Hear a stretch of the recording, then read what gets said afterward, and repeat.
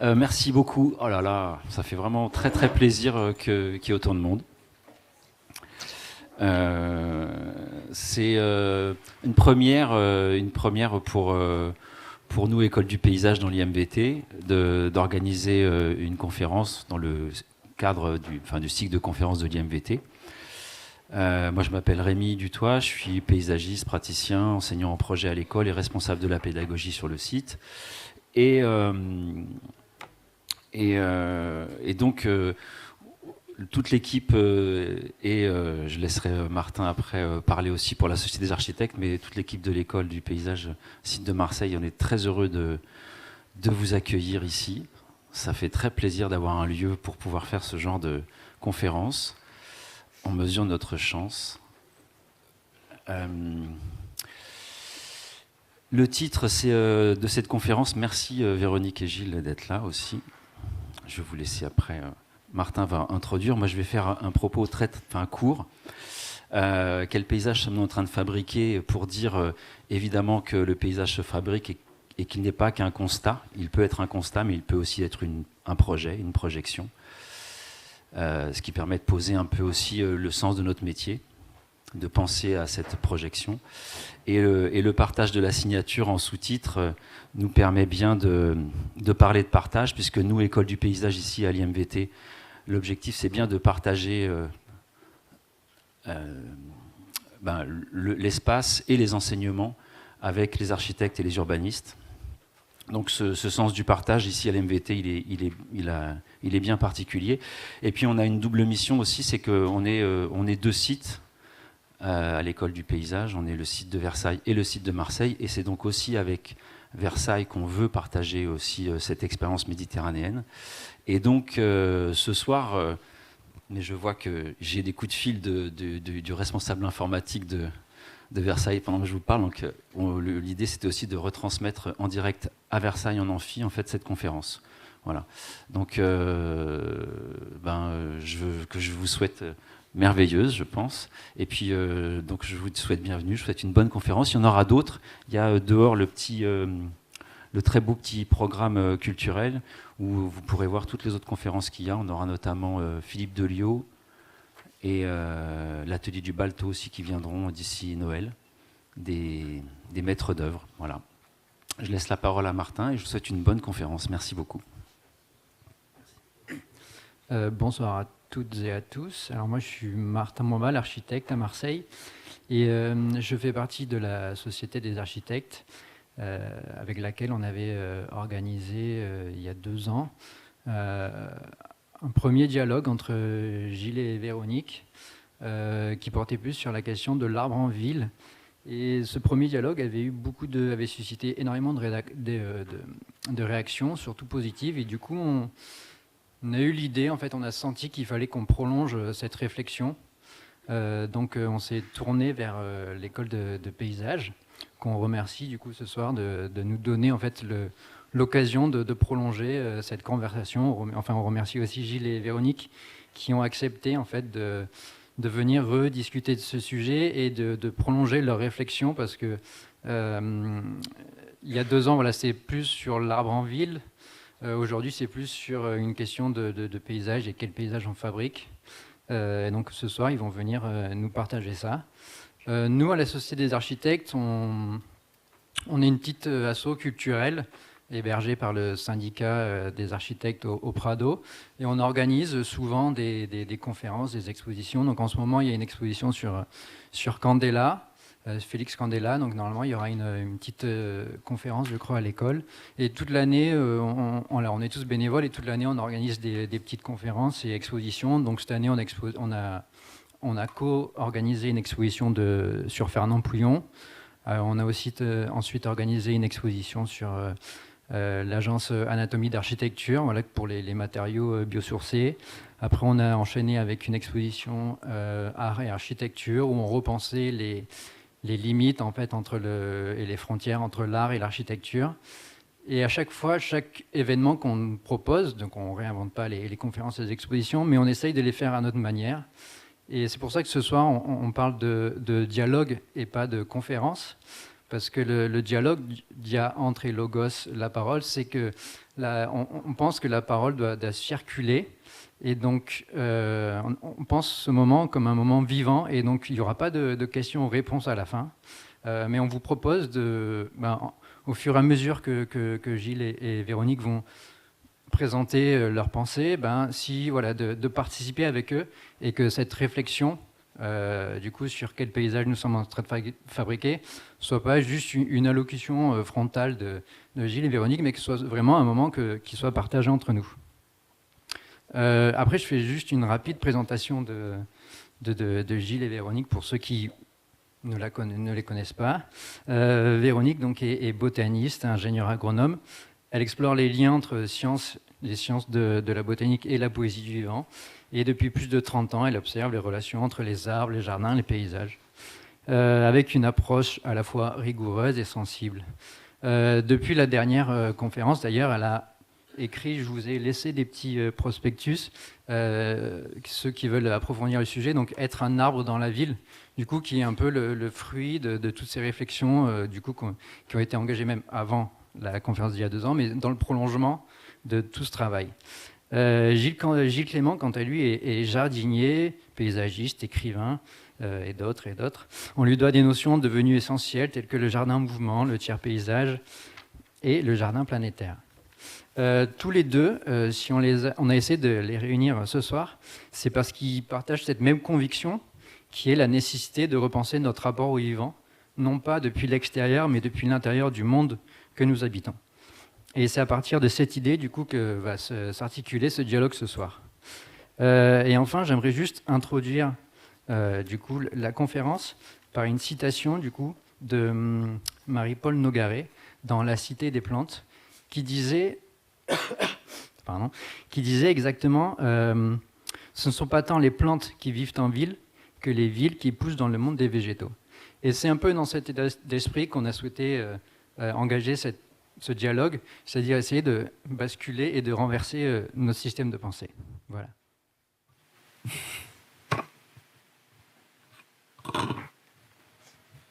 On ne va pas rester enfoncé dans un canapé confortablement, c'est pas possible. Eh bien, bonsoir. Mais c'est bien parce qu'on commence le dialogue, bonsoir. En fait. Pardon, j'ai oublié de dire bonsoir. J'ai dit bonsoir. Ah, pour moi. Pour toi? Non, mais vas-y, dis bonsoir. Waouh. Qu'est-ce qu'elle est intéressante. Ça, c'est une conférence vachement intéressante. Bon, ben merci. Comment ça commence? Alors, non, mais c'est impressionnant quand même de vous voir tous. Et particulièrement, je suis contente de voir tous ces visages connus. Et voilà, ça me fait plaisir parce que ça fait quelques mois maintenant que j'ai quitté l'école. Et donc, de vous retrouver là me fait bien plaisir. Nous attaquons ce dialogue librement, mais nous avons préparé pour vous quelques images que l'on a mis dans un ordre très précis. Peut-être que tu peux expliquer comment se prépare l'ordre. Je peux expliquer, mais je voudrais dire 2 choses avant. Dis 2 choses avant. Je peux dire 2 choses avant. Une qui est l'image qu'on a ici, et l'autre qui est le partage de la signature. Alors, le partage de la signature, c'est quelque chose qui a beaucoup d'intérêt dans une salle comme celle-ci, où il y a à la fois des architectes et des paysagistes. A priori, les paysagistes ont pour mission de créer, pas forcément des objets qui sont dans la construction et qui doivent rester immobiles, mais travaillant avec le vivant, des objets ou des formes, des espaces qui vont se transformer dans le temps. Ce n'est pas le cas des architectes. Donc on est évidemment dans ce souci du partage de la signature lorsque l'on travaille avec le vivant, quand on lui donne un privilège. La préséance du vivant, qui a été le titre d'une biennale que j'avais proposée, qui a été réalisée à l'école de Versailles, elle venait de ça justement. C'est que le jardinier il se surprend tous les matins de quelque chose qu'il n'avait absolument pas prévu, mais que les plantes ont inventé dans la nuit, plantes et animaux.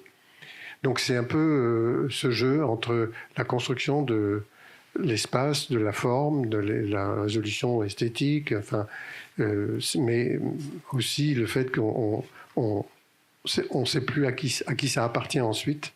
C'est transformé par le reste du vivant, le vivant non humain. Alors, moi, c'est une chose très importante. Hein. Bon, même pour l'architecture, ça se transforme comme ça aussi, dans le temps. Il y a des tas de choses qui finissent par des mousses qui s'installent, des jolis lichens, etc. Et puis ça finit par être des forêts hein, qui ont recouvert, y compris des pyramides. Bon. Et là, je n'avais pas imaginé ça.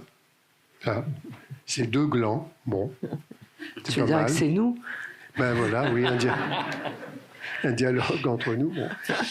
Alors, il faut dire sans doute merci aux oiseaux. Bon alors, attends, parce que Rémi propose, ce ne sont pas des glands, ce sont des plantules. Des jeunes plantules. Oui, d'accord, mais on voit la graine. Rémi, enfin. Pareil. Bon. Et je dis qu'il faut remercier les oiseaux. Tu ne te rends pas compte. Il y a 10 000 ans, ils n'étaient pas là, ces machins-là. Ils sont arrivés chez nous, les chênes, hein, parce que les oiseaux les ont remontés depuis le sud de la péninsule ibérique d'un côté, le sud de la péninsule italienne de l'autre, suite à la dernière glaciation. Alors, bon, ben, on ne les avait pas, les forêts de chênes. Hein, les avoir sacralisées en disant c'est nos plantes indigènes, etc. Nana, avant, non, pas du tout. 10 000 ans dans l'histoire de la planète, c'est une quart de seconde, c'est rien. Donc ça, c'est la traduction même de quelque chose qui est l'invention d'un paysage très momentané, magnifique, somptueux, mais il va peut-être bouger. Hein. Peut-être que les chênes vont monter en Sibérie et puis on aura d'autres choses à la place parce que le climat change. Donc je trouvais très amusant qu'ils aient choisi ça. Et en fait, on attribue aux geais. Hein. Les geais, ils n'arrêtent pas de ramasser des graines, surtout des glands, puis ils les perdent en route. Moi, j'habite dans la Creuse, une région où je ne cesse pas de enlever des jeunes chênes qui poussent dans le potager, qui poussent dans des endroits où il n'y a pas de chêne au-dessus. Hein. Pourtant, c'est une graine pondéreuse. Quand elle tombe, elle ne vole pas, elle ne va pas aller. Non, c'est quelqu'un qui l'a apportée. C'est un oiseau. Quelquefois aussi un autre animal, mais généralement léger. Alors, ils font du boulot. Hein. On ne va pas rester quand même toute la soirée sur cette image, mais quand même, moi je propose d'ajouter une petite chose là-dessus parce que les recherches auxquelles tu fais référence ce sont celles d'Antoine Kremer, un généticien qui est à l'INRA Bordeaux, dont vous pouvez trouver les écrits facilement sur le net et c'est excessivement intéressant. Et ce que je trouve passionnant dans ce qu'apporte Antoine Kremer, c'est que au-delà du jet, il y a bien sûr les jets qui transportent, mais ils se sont aperçus avec l'analyse ADN de tous les chênes qu'ils ont trouvés sur ce trajet depuis les niches pendant les glaciations, donc comme l'a dit Gilles, la péninsule ibérique, l'Espagne et les Balkans. Ils se sont aperçus que en fait, la remontée, elle se fait plus vite que ce que les jets peuvent faire eux-mêmes. Et que dans cette remontée, déjà l'homme a participé puisque nous avons mangé des glands pendant très longtemps. Il y a peu de temps, mais ça revient un peu quand même. Il y a peu de temps qu'on ne mange plus de la farine de glands doux. Mais je ris pas, j'essaie de garder mon sérieux en disant ça. Mais il y a autre chose qui est passionnant et qui nous concerne pour aujourd'hui, c'est qu'ils se sont aperçus que les chênes arrivaient à passer les barrières géographiques en s'hybridant entre eux. Par exemple, pour passer les Pyrénées, les chênes blancs du sud de l'Espagne se sont hybridés avec le chêne tausin, le chêne donc qui est dans les Pyrénées, et ensuite ils ont retrouvé leur carte génétique. Et ça, c'est extrêmement intéressant, et peut-être que ça va nous permettre de continuer sur les diapos suivantes. Oui. Et tu te déshabilles pas. Si, je me déshabille, j'ai trop chaud. Désolé. Hein. Tu nous expliques les nuages ? Ah oui, pardon, oui. Ce sont des virgules, des points-virgules, des changements de chapitre les nuages, voilà, on est dans l'eau, sans l'eau, il n'y a rien. Donc chaque fois que je présente, en général, des conférences comme ça, il y a les nuages qui sont... On commence, puis quand on voit de nouveau, c'est le même, qui revient, ça veut dire qu'on change de thème. Donc on commence par... Alors on va commencer par justement des diapositives que j'ai proposées. Je ne savais pas l'introduction que Gilles allait faire, mais ça marche absolument bien parce que là, on est dans le sud de l'Espagne, en Sierra Nevada. Et si on se dit que dans le cadre des changements climatiques, on a comme ça la végétation qui remonte, entre guillemets. Tu peux passer la suivante, Rémi, si tu veux. Eh bien, on peut juste poser la question, est-ce que ce sont nos paysages agraires de demain ? Est-ce que cette remontée, elle va produire ce type de paysage ? Et donc là, on est vraiment dans les questions de que le titre pose. Voilà, On voit que l'humain intervient là. On voit que l'humain intervient. Ben oui, mais on est dans un paysage agraire. Et peut-être qu'on peut passer la suivante.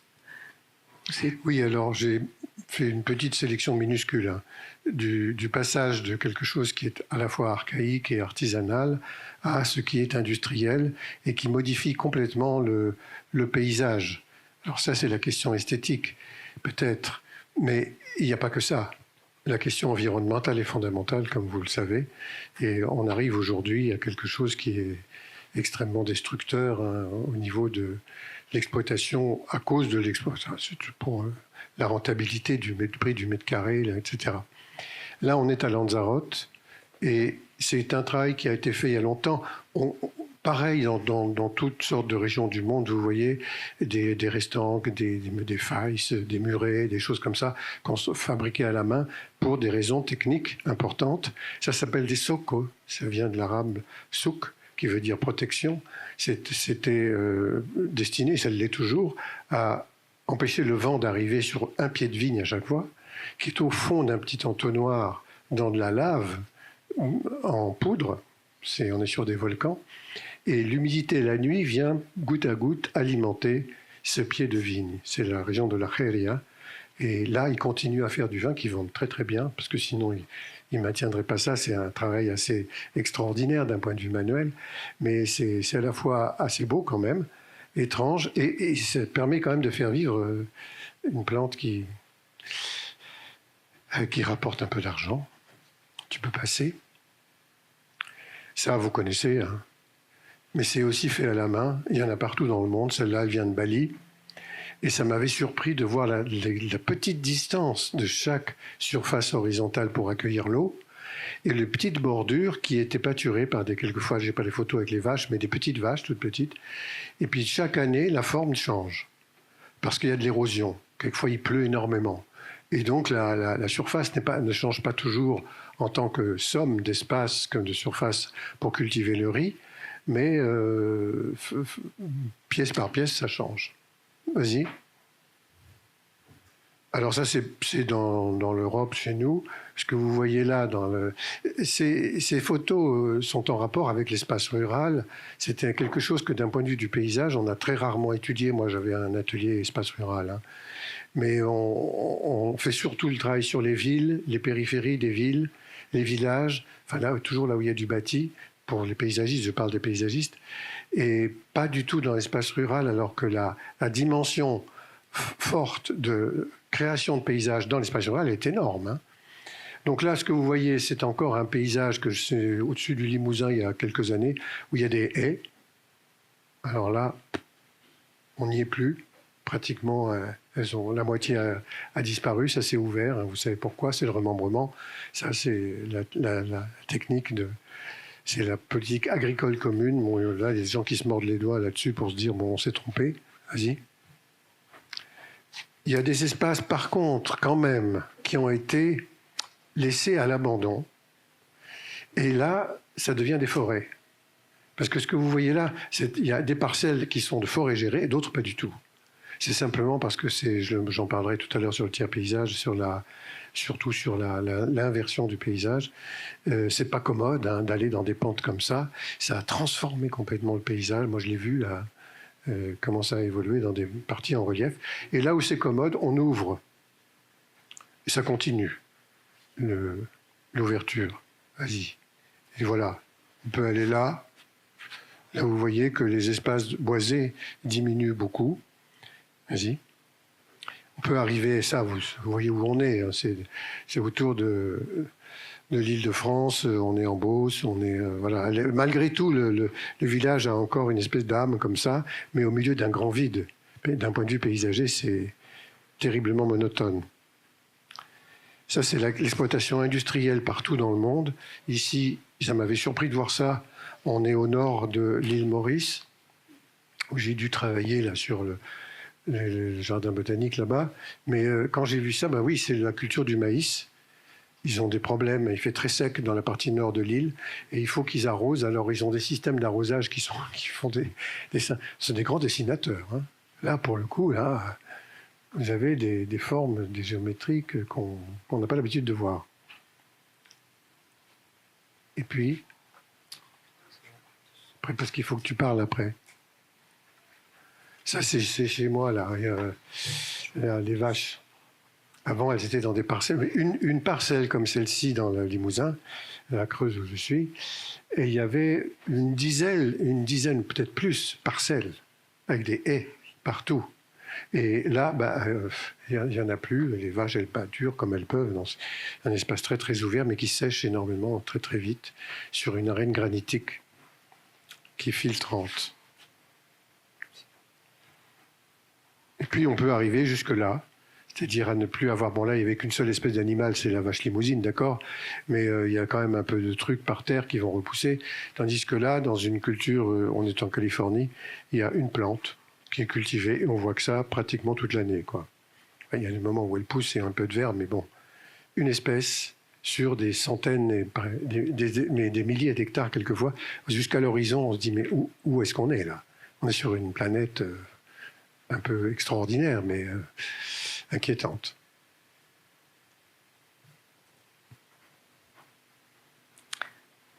Alors, on reste dans l'espace rural, mais en fait, j'avais aussi envie de vous ramener près de la ville, dans un espace qui... Gilles a parlé des haies, de l'importance des haies, et j'avais envie de vous amener sur la frange urbaine, sur cet espace dans lequel on est sur des territoires très incertains, parce que la ville les convoite, parce que l'agriculture les délaisse, que la friche se met dessus, mais dans lequel on a encore cette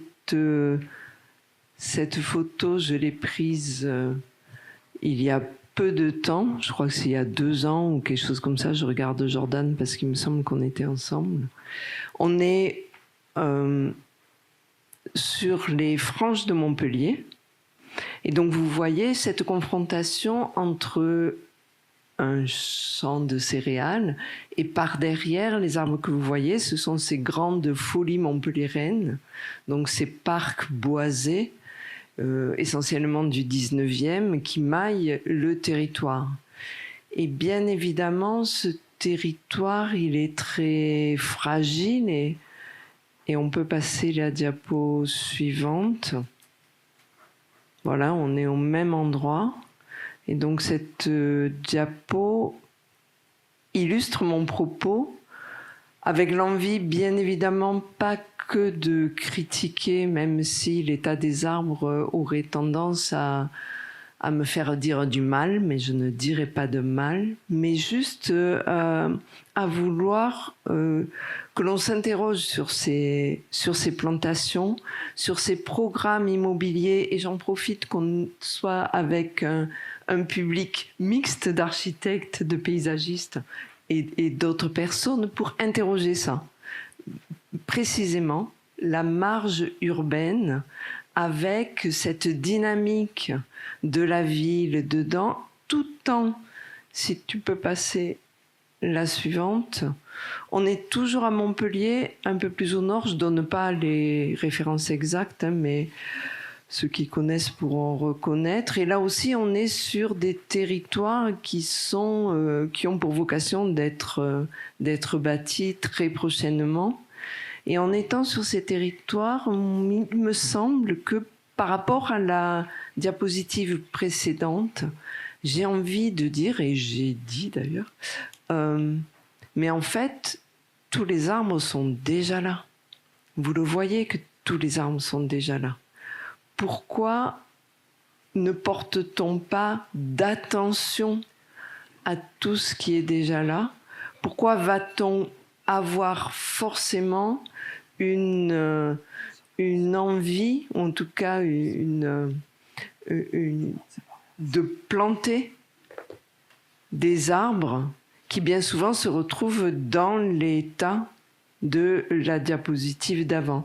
Et si on met la diapositive d'après, pour moi, réellement, le lieu aujourd'hui important dans l'attention qu'on doit avoir pour construire les paysages, et le lieu important pour notre avenir, c'est la haie. C'est la haie, notamment la haie des friches, mais pas que, c'est toutes les haies. On pourra reparler du remembrement, bien évidemment. Dans notre territoire, en Méditerranée, on n'a pas subi le même remembrement que ceux qu'il y a eu en Creuse ou plus au nord, parce qu'on a des territoires souvent complexes, je ne vais pas dire compliqués, mais complexes, un parcellaire aussi, qui se prête pas tant à ça. Pour autant, vous voyez qu'on était sur une ancienne vigne qui a été arrachée. Mais dans cette haie, si on regarde précisément, je ne vais pas vous faire l'exercice ce soir, les arbres qui poussent spontanément là, eh bien c'est tous les arbres de demain, de notre paysage de demain.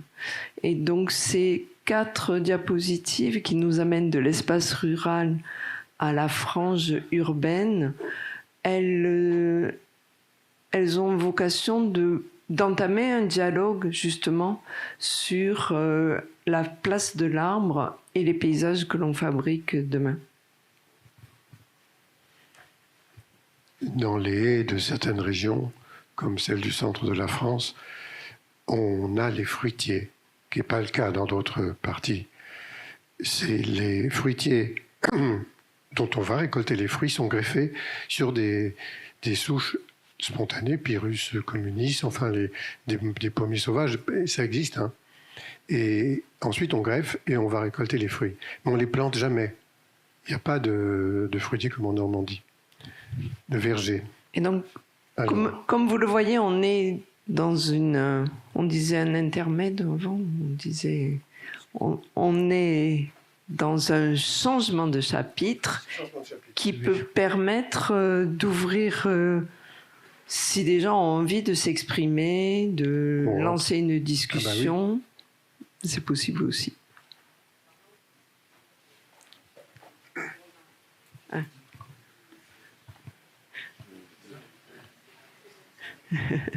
Après, vous parlez dedans. C'est la boîte de parole. Ah, bon. Pardon de ce que je vais dire, mais je voulais juste signaler, parce que la tentation est trop forte, que en fait, ici même, il y avait un parc avec des arbres qui ont été coupés la nuit, juste avant l'élection, je crois, de notre maire actuelle, en tout cas de Madame Rubirola. Mais que moi, en tant que Marseillaise, ça m'a profondément choquée. Et que ce soit un lieu qui parle du paysage, je trouve que c'est une sorte de provocation. Voilà. Mais merci. On va revenir sur ces propos parce qu'on a d'autres diapositives qui évoquent ça. Est-ce que quelqu'un veut la boîte de parole ?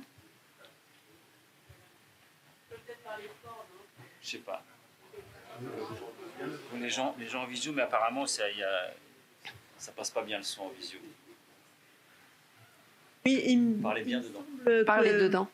En Angleterre, les routes ruraux sont comme ça. Non, plus près. Les routes sont classées. Nous, dans la mesure où les routes n'importent peu d'un point de vue mondial, on se rend compte qu'on détruit les routes et les haies la plupart du temps. Et c'est ce qui fait la beauté des paysages et des promenades, d'avoir des routes bordées de haies. Il y en a pas mal encore.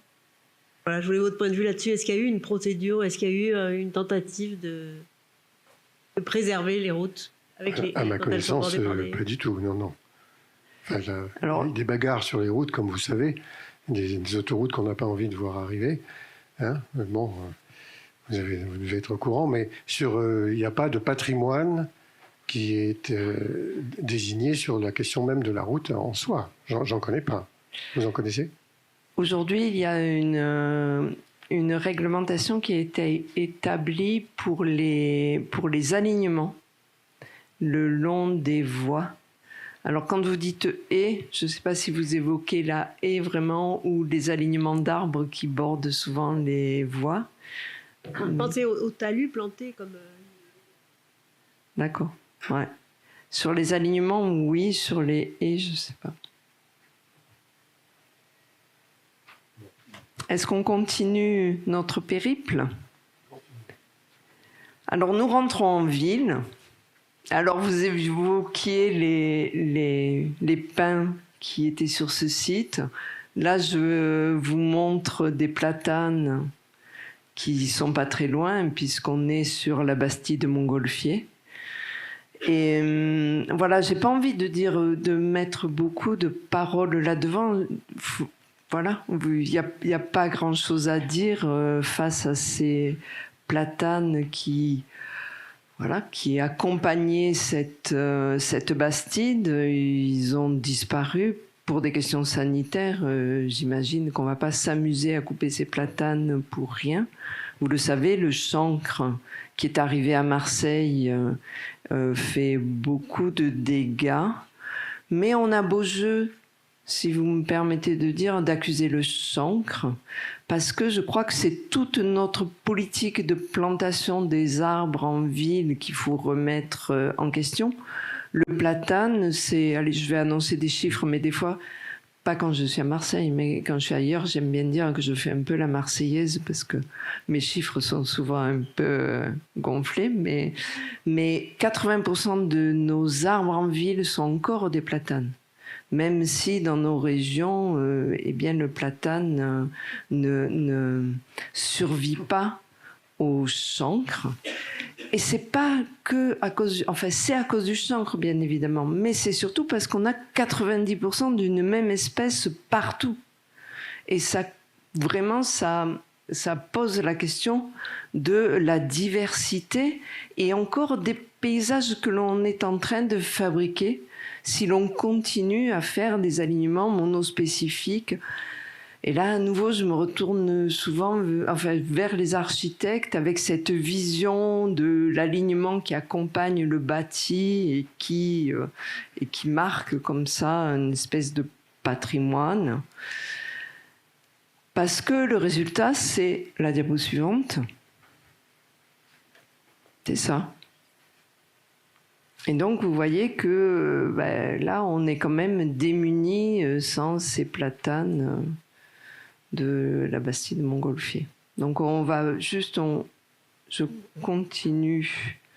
Mais pourquoi on a choisi des arbres qui poussent avec autant d'énergie sur des distances fabuleuses, fantastiques, pour les mettre dans les villes, sur les trottoirs, alignés, près des bâtiments? Les branches, elles rentrent dans les fenêtres, les maisons, donc on les taille, on les coupe, on les massacre. C'est très dommage parce qu'un platane, quand on le laisse libre, c'est merveilleux. J'aurais pu mettre une diapo de ça, mais on a choisi des platanes parce que le platane, il est cool, il est sympa avec nous, il répond bien à la taille, il répond à tout. Mais si on se met d'un point de vue de l'arbre, et là je vous présente un arbre à Nîmes sur un parking, et je voulais juste vous pas vous raconter toute son histoire, mais vous dire pourquoi il a été planté et où il a été planté. Il a été planté là, exactement.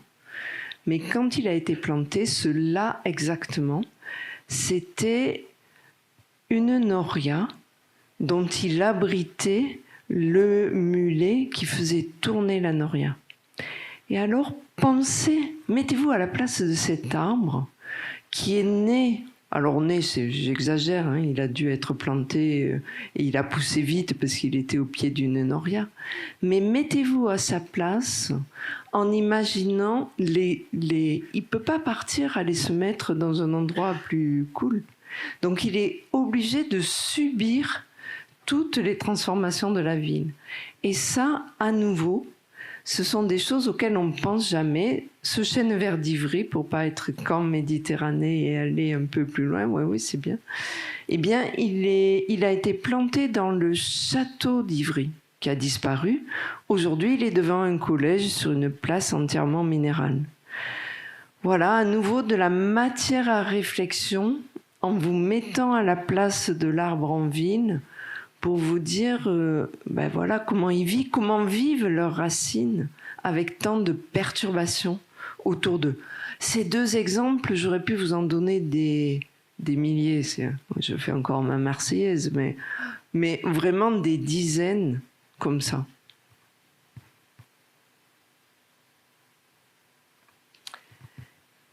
Et je vais repasser la parole à Gilles, mais j'avais encore envie de vous parler de ces arbres dans la ville et de vous faire réfléchir à leur avenir, parce que là, on est dans une ville méditerranéenne, que je nommerai pas pour pas toujours la cibler, mais dans une opération de plantation des 50 000 arbres qui ont été promis par le maire. Et donc là, chaque fois qu'on trouve un espace libre, qu'est-ce qu'on fait ? On se dépêche de planter des arbres. Mais quand j'ai imaginé cette phrase, cette question, quel paysage est-on en train de fabriquer ? C'est vraiment en voyant ça. Je me dis, mais est-ce que quelqu'un, dans ces campagnes de plantation pharaoniques, réfléchit à quel paysage on est en train de fabriquer ? Alors, certaines personnes ironiques pourraient justement ironiser. On disait, c'est pas bien grave parce que 80% de ces plantations, elles meurent de toute façon. Donc, mais c'est grave quand même. Peut-être on peut dire que il va se passer quelque chose de très intéressant. Il y en a qui vont mourir. Bon, ben voilà. Il y en a qui vont mourir, c'est pas très grave. Là, ça va s'enfricher. Il va y avoir l'installation de la friche armée, c'est-à-dire les ronces, les épines. Et au sein de ça, protégé de toute la prédation, il va y avoir plein de jeunes arbres qui vont pousser beaucoup plus facilement que ceux qu'on a plantés. On n'aura pas besoin de les assister et ce sera une forêt très diversifiée. C'est ce qui est le plus intéressant, c'est ne rien faire. Oui, mais en attendant, on a dépensé de l'argent public. Ouais, enfin, on pourrait dire que finalement, on ne dépense pas cet argent public. Le marché n'aime pas. Il faut dépenser. Tout, toujours, tout le temps. Si vous faites quelque chose de gratuit, c'est mal vu. Hein. Bon, je ne veux pas m'insister là-dessus parce que là, ça devient hyper politique. On n'y peut rien. Hein. Juste ces vues qui montrent comment les villes s'installent. Là, je ne sais plus laquelle c'est. Peut-être que vous la retrouvez, vous. On est en France. Hein. Mais je ne sais même plus quel est le fleuve ou la rivière qui est là. Mais c'est forcément auprès de l'eau, il faut qu'il y ait de l'eau. Et quelquefois, c'est vraiment aussi le moyen du transport, hein, la rivière. Et une ville s'installe. On voit bien qu'elle est petite, elle n'est pas très importante.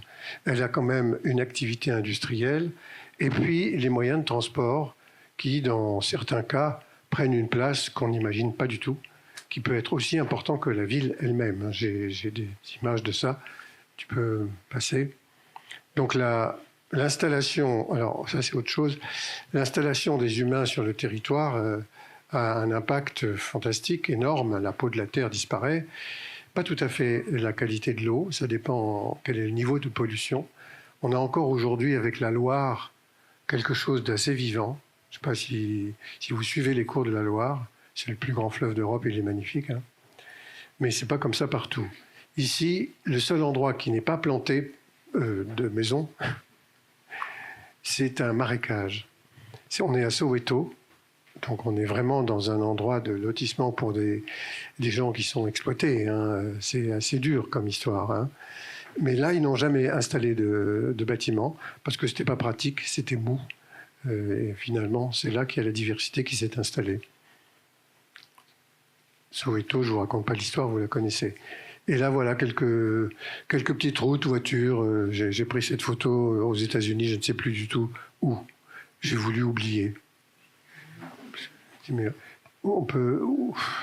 Il y a des gens qui habitent pas loin. Hein. Comment ils font, quoi? Ben, on se demande. Bon, on change de chapitre parce que on a envie de respirer. C'est quoi après? C'est d'avoir un petit temps de ah oui, si vous voulez. Est-ce que vous voulez continuer à alimenter de votre côté nos propos? Ça va? Ça vous laisse quoi?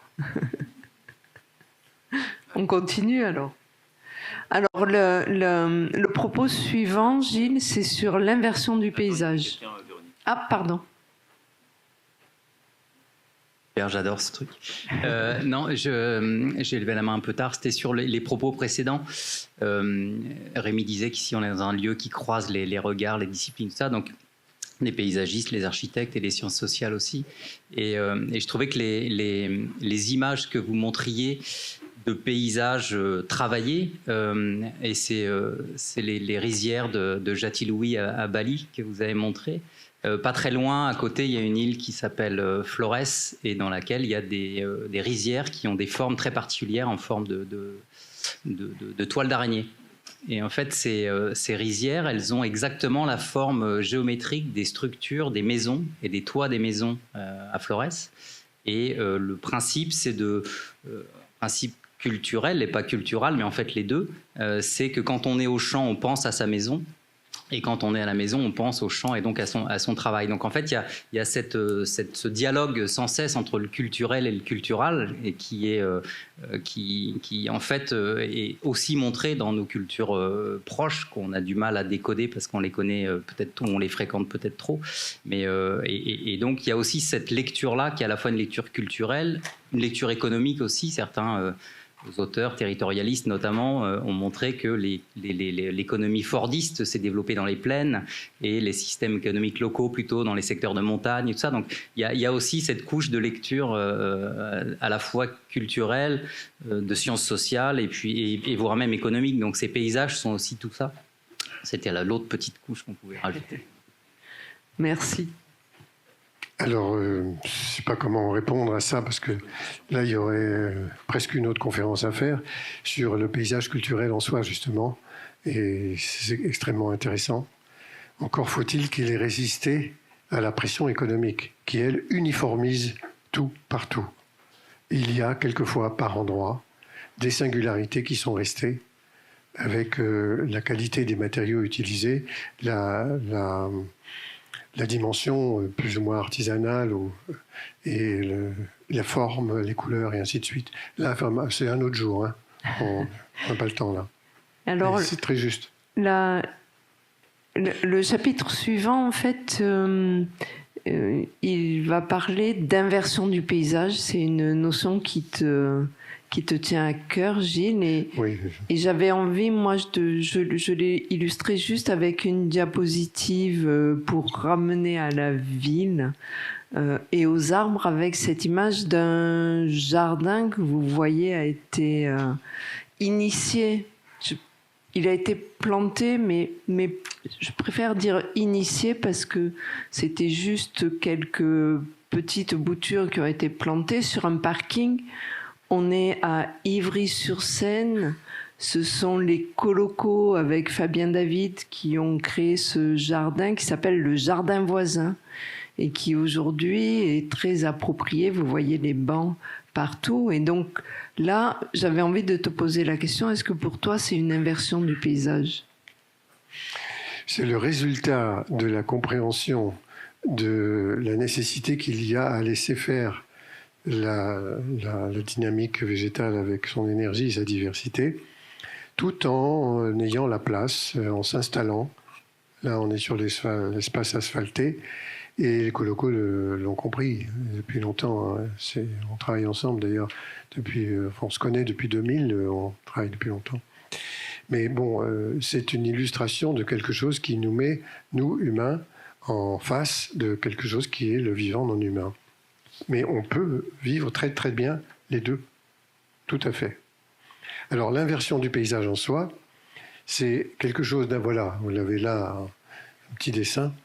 C'est en 85 à peu près que j'ai fait une proposition comme ça, comme étant quelque chose qui concerne la totalité des reliefs, un peu partout dans le monde. Moi, dans ma région, c'était très évident. J'avais 2 ans quand je suis arrivé au bord de la Creuse, et pente, raide, mais quand même avec des vaches, des moutons, mais un peu en dahut comme ça, d'accord, mais ils venaient pâturer, quoi. Et ils ne laissaient pas pousser les jeunes arbres. C'était les bruyères qui ne mangeaient pas. Et du coup, là, ça faisait des paysages très beaux, très colorés. Ça s'appelle la vallée des peintres, parce qu'à l'époque, les peintres, dits, entre guillemets, paysagistes, hein, ils venaient pour peindre cette couleur-là, celle de la floraison, des bruyères et quelquefois des fougères à la fin, la couleur rousse, donc rose, mauve, roux, etc. Pas le vert, pas du tout. Mais moi, j'ai vu passer ce paysage-là, que vous voyez, c'est en haut, là-haut, là, avec des buissons tout petits et très colorés, à quelque chose qui est une forêt. Ça prend quand même 14-15 ans pour la pré-forêt et 50 ans pour une vraie forêt. Mais c'est devenu comme ça. La biomasse boisée est supérieure aujourd'hui dans les régions qui sont comme ça à relief qu'elle ne l'était il y a 50 ans, justement. Et heureusement, vous imaginez, ce serait pire aujourd'hui d'un point de vue de la compensation carbone, etc. Donc voilà, ça s'appelle comme ça parce que ce qui était ouvert est devenu fermé, et ce qui était fermé par énormément de haies ou de bocteaux, c'est devenu des immenses parcelles ouvertes. Vas-y, vas-y. Alors ça, c'est le sujet, c'est le même, mais finalement, cet espace qui est libre, qui se boise à la fin, je l'ai appelé le tiers paysage suite à une analyse autour du lac de Vassivien. Enfin, je ne vais pas vous refaire toute l'histoire, ce serait trop long. Mais dans une demande d'intervention sur le sentier des Lauses en Ardèche, je me suis trouvé face à un paysage qui est, on ne dirait pas, était anthropisé à fond, complètement artificialisé avec ça s'appelle des failles là-bas, des petites restanques partout. Tous les reliefs que vous voyez là, c'était cultivé. Ça ne se voit plus du tout. Donc le belvédère dit des lichens, parce qu'il y a 21 espèces de lichens qui poussent sur les roches là, il est aussi surtout un point de vue pour comprendre ce qui s'est passé il n'y a pas si longtemps que ça. Tout a disparu, les humains sont partis il y a justement 50, 60 ans. Voilà. Donc c'est pas mal comme résultat. Ça fait de la forêt. Voilà. Alors ça, c'est ce qui se passe le long de la Creuse. C'était des couleurs mauves de bruyère, c'est devenu roux, des couleurs comme ça de brûlé. Parce que les arbres, alors ça c'est les feuillus. Et c'est assez intéressant qu'il y en ait quand même, ça continue. Alors, cette année, il y en a eu encore énormément. Je ne sais plus de quelle date cette image, mais elle pourrait être de cette année. Ils perdent leurs feuilles au mois d'août, quand ils n'en peuvent plus. Ça donne cette couleur-là. Ils poussent sur un sol difficile, hein, maigre, en pente et tout, pas commode, bon. Mais ils font une forêt quand même. Mais heureusement, ils perdent leurs feuilles.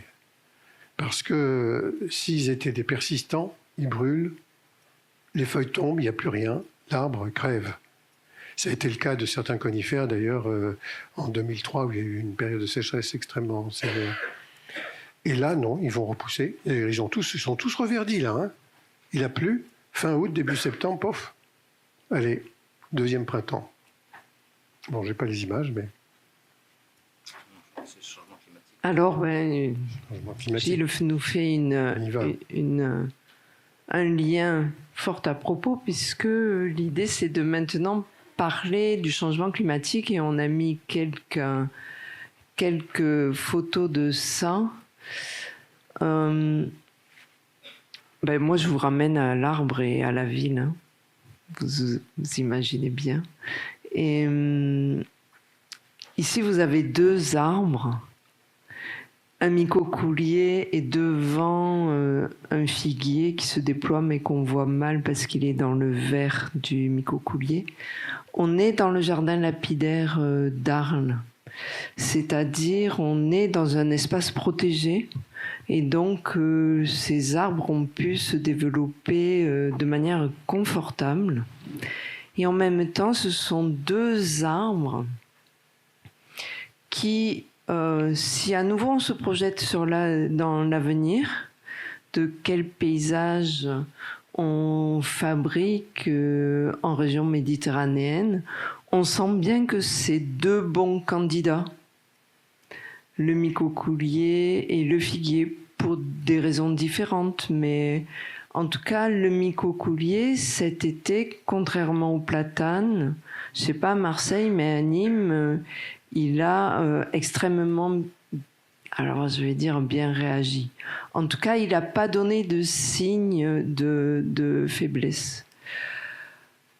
Et je mets quand même un bémol à ces remarques-là, parce que ma crainte, c'est que tout de suite on dise « Ah ben voilà notre candidat pour demain. C'est lui qui va remplacer le platane. » Mais si vous avez compris mon propos juste avant, eh bien, justement, il ne faut pas qu'il remplace le platane, parce que sinon, il va avoir le même sort. Alors, nous, on ne le verra pas, même pas vous. Nous, non, mais même pas vous. C'est-à-dire que, souvenez-vous que la durée de vie d'un arbre, elle est bien supérieure à notre espérance de vie.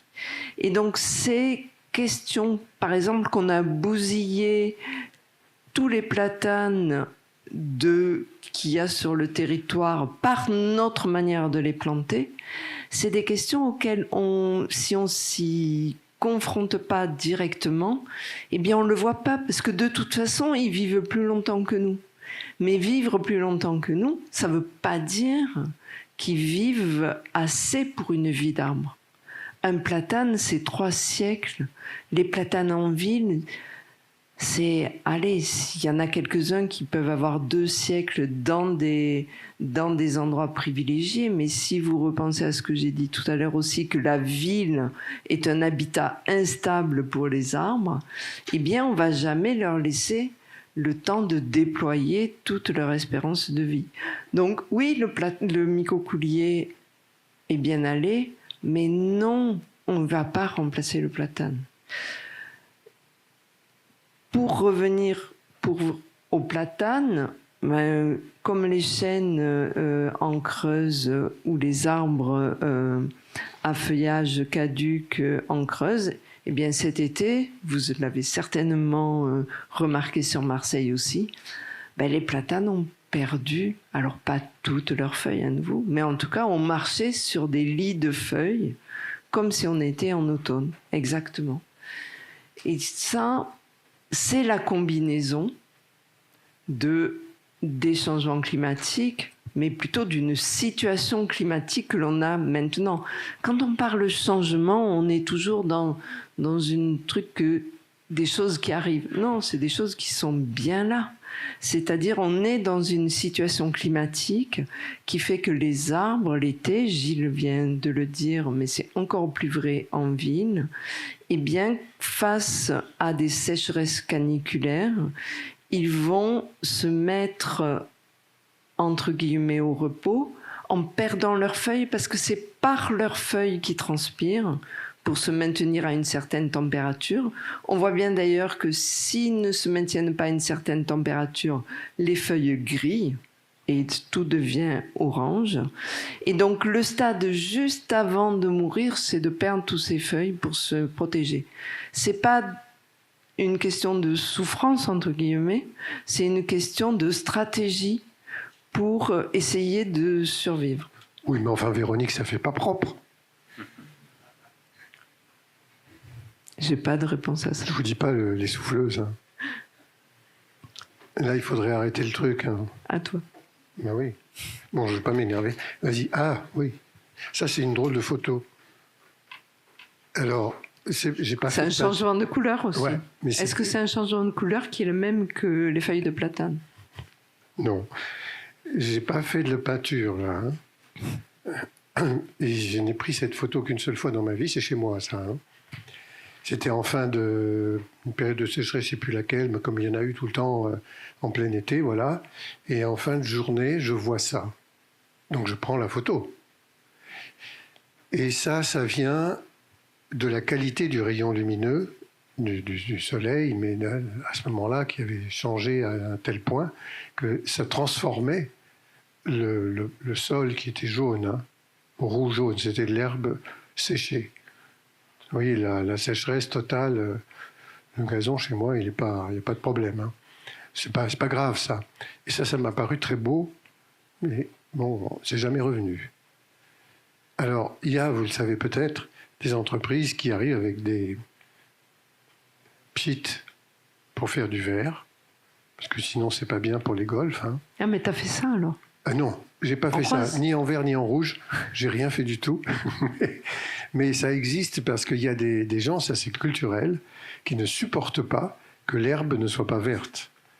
Et en Californie, il y a des entreprises qui viennent pour, notamment les golfs, vous peindre, parce qu'il commence à faire très chaud là-bas aussi, hein, le tapis en vert. Il paraît qu'en France, on a des entreprises qui commencent à faire ça. Moi, je dirais c'est dommage, hein, parce que c'est intéressant quand même. Ça fait un drôle de tableau. Hein. J'ai pas fait. C'est pas un trucage, hein, je garantis. Hein. Et j'ai jamais vu. Ce que j'ai vu cette année, c'est le côté de cramer des feuilles de Gunnera, des feuilles d'autres plantes complètement brûlées, alors que c'était pas la perte de la transpiration, c'était la qualité du rayonnement. Alors c'est peut-être lié aux couches d'ozone. Enfin, mais c'est peut-être aussi ça me dépasse, hein. lié au fait que en stoppant la transpiration, elles maintiennent pas leur température et elles crament. Parce que la transpiration a pour objectif de garder une température Quand tu basse vois dans la feuille la de Gunnera qui est pleine de sève, elle a de l'eau, quoi. Puis en plus elle est sur un sol qui est très très proche du ruisseau, il n'y a pas de problème. C'est la qualité du rayonnement qui a fait ça. Là, il faudrait qu'on ait un retour des scientifiques spécialisés là-dessus. Moi, je ne l'ai pas, hein, pour l'instant. Oui, alors le feu, ça c'est quelque chose de banal dans la région méditerranéenne. Il est où le... Vous avez un spécialiste, hein, ici? Je sais pas, Jordan. Je te vois pas, mais enfin bon. Ah, t'es là, voilà. Qui pourra vous raconter tout sur les histoires du feu. Bon, moi, avec ce que j'ai pu découvrir, d'ailleurs, en Afrique du Sud, mais en travaillant sur le projet du domaine du Rayol, c'était des questions très, très intéressantes liées à la répétition des feux qui créent une fabrication d'une flore qu'on appelle les pyrophytes, qui ont besoin du feu pour se multiplier, notamment. Il y a des levées de dormance par choc thermique qui ne se font que s'il n'y a pas le feu, il n'y a pas la levée de dormance. Alors, il y a des pyrophytes qui sont passives, qui supportent le feu, mais qui ne vont pas avoir besoin de ces questions de levée de dormance de leurs graines. Et les actives, oui, elles meurent, mais leurs graines, non.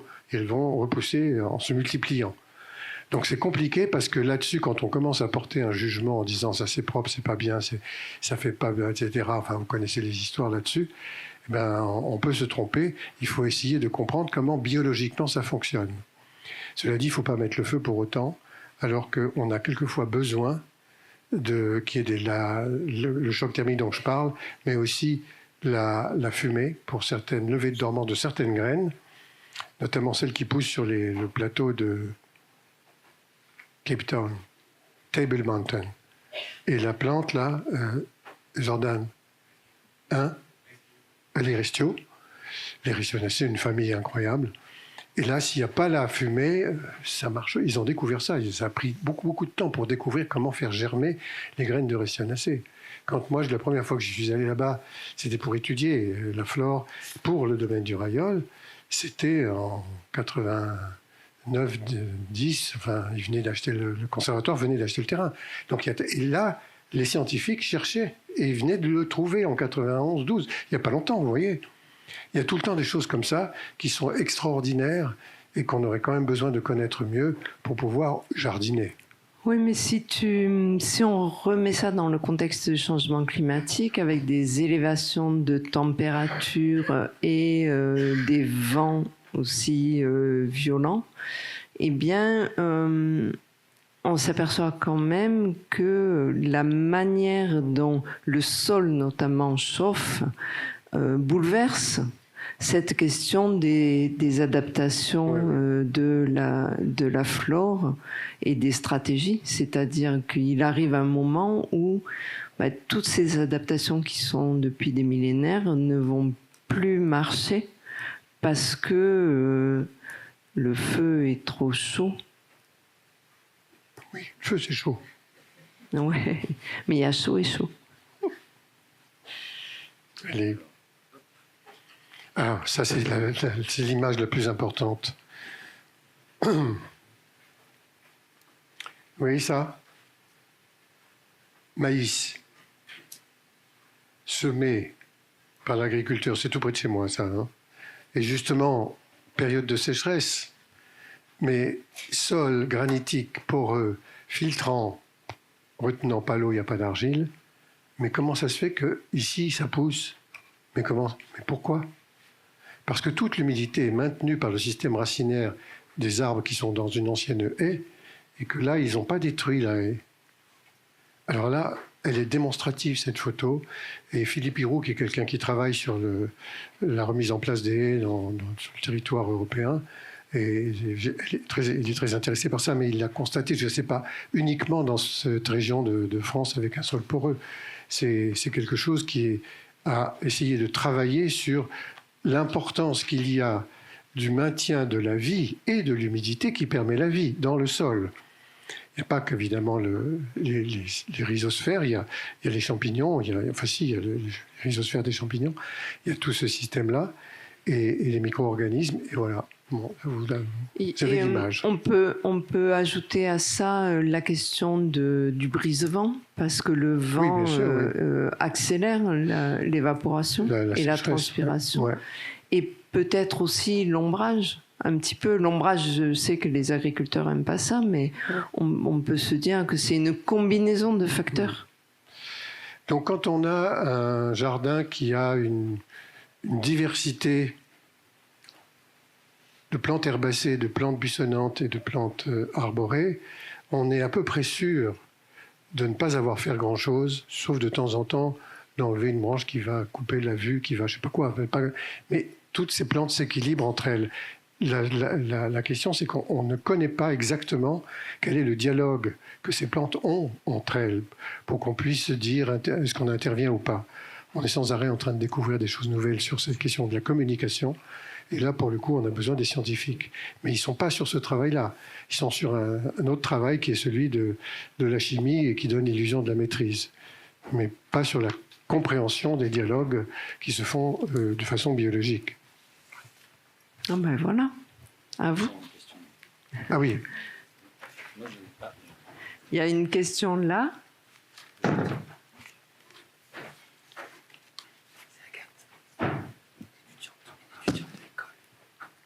Bonjour Agathe. Non, c'est Agathe. Je me posais une question par rapport aux arbres en ville. Bien prêt. C'est bon là? Ouais, bien prêt. Au niveau des arbres en ville, aujourd'hui, en tant que futur paysagiste, on va se retrouver dans des projets de conception parfois urbains. Et comment on peut... vous nous dites qu'on ne doit pas remplacer évidemment le platane par le figuier ou le micro-figuier. Mais on ne doit pas faire des haies non plus. Enfin, pas des haies, mais des alignements. En gros, comment on fait pour réintroduire de la végétation quand justement la ville essaie toujours de gagner de la place? Alors, je vous propose d'attendre les diapositives suivantes qui vont permettre de continuer à traiter de ce sujet et peut-être de reposer la question après, de manière à ce que ce soit enrichi par ces diapos-là. Est-ce qu'il y a d'autres questions? Il faut parler fort et bien prêt. Ouais. C'est bon comme ça? Moi, j'avais une question sur la haie et sur le remembrement, justement. J'essaie de trouver un peu des solutions pour agir aussi à mon niveau. Et je voulais savoir s'il y avait des collectifs, des associations qui s'emparent un peu du sujet. Est-ce qu'il y a une prise de conscience aussi des acteurs, notamment dans le monde agricole, sur ce sujet de la restauration finalement des paysages agricoles anciens et finalement d'essayer de remembrer, quoi. Alors, tu as une réponse, toi? Alors, j'ai plusieurs réponses parce que il y a des associations arbres et arbres champêtres. Je crois que ce mot est intéressant à poser là, parce que l'arbre de la haie, on se focalise beaucoup sur la haie là, et c'est parce qu'on est parti là-dessus, mais plus globalement, l'importance de l'arbre champêtre dans le paysage, c'est-à-dire l'arbre hors forêt, tout ce qui n'est pas dans le milieu forestier est important pour le paysage, et insensiblement, cet arbre-là, il disparaît, il vieillit, il n'est jamais remplacé et il disparaît, et ça a un grand impact dans le paysage. Il y a des associations à la fois nationales et puis locales, souvent liées à l'agroforesterie. Vous voyez, il y a beaucoup de passerelles. Je pense à la fac agroforesterie, je pense à arbres et paysages dans l'Ariège. Enfin, il y a pas mal d'associations qui gèrent, qui proposent, qui essaient de remettre ça en valeur. Et puis, aujourd'hui, il y a aussi des financements pour mettre des haies en place. Il y a des aides pour ça. Et lié à ça, il y a une démarche que moi je décris beaucoup parce que justement on l'a portée dans la ville, mais à l'origine elle était faite pour les haies champêtres. C'est toutes les certifications des pépinières de végétal local. Aujourd'hui, si vous faites des marchés publics, on va vous demander des palettes végétales en végétal local. Moi, ça m'énerve beaucoup parce que la question du végétal local, qu'est-ce que ça veut dire? Souvent, ça ne veut pas dire des choses intéressantes pour la ville. Mais à l'origine, le végétal local, ça a été mis en place pour la haie, justement pour éviter de replanter des haies avec du Pittosporum et du Pyracantha. Vous voyez, ou des végétaux horticoles. Donc le végétal local, c'est vraiment fait pour ça. Et ça me permet de faire un petit couplet sur ce pourquoi c'est pas fait. C'est pas fait pour le végétal en ville. Et j'arrête là. Non. Alors Philippe Hirou, j'ai cité son nom tout à l'heure, H-I-R-O-U. Je n'ai pas ces coordonnées-là avec moi tout de suite, mais vous allez le trouver sur Internet. Il est vraiment spécialisé là-dessus. Alors, peut-être pas dans la zone méditerranéenne à proprement parler, mais il doit connaître les gens qui s'en occupent. Il intervient à une échelle quasi nationale.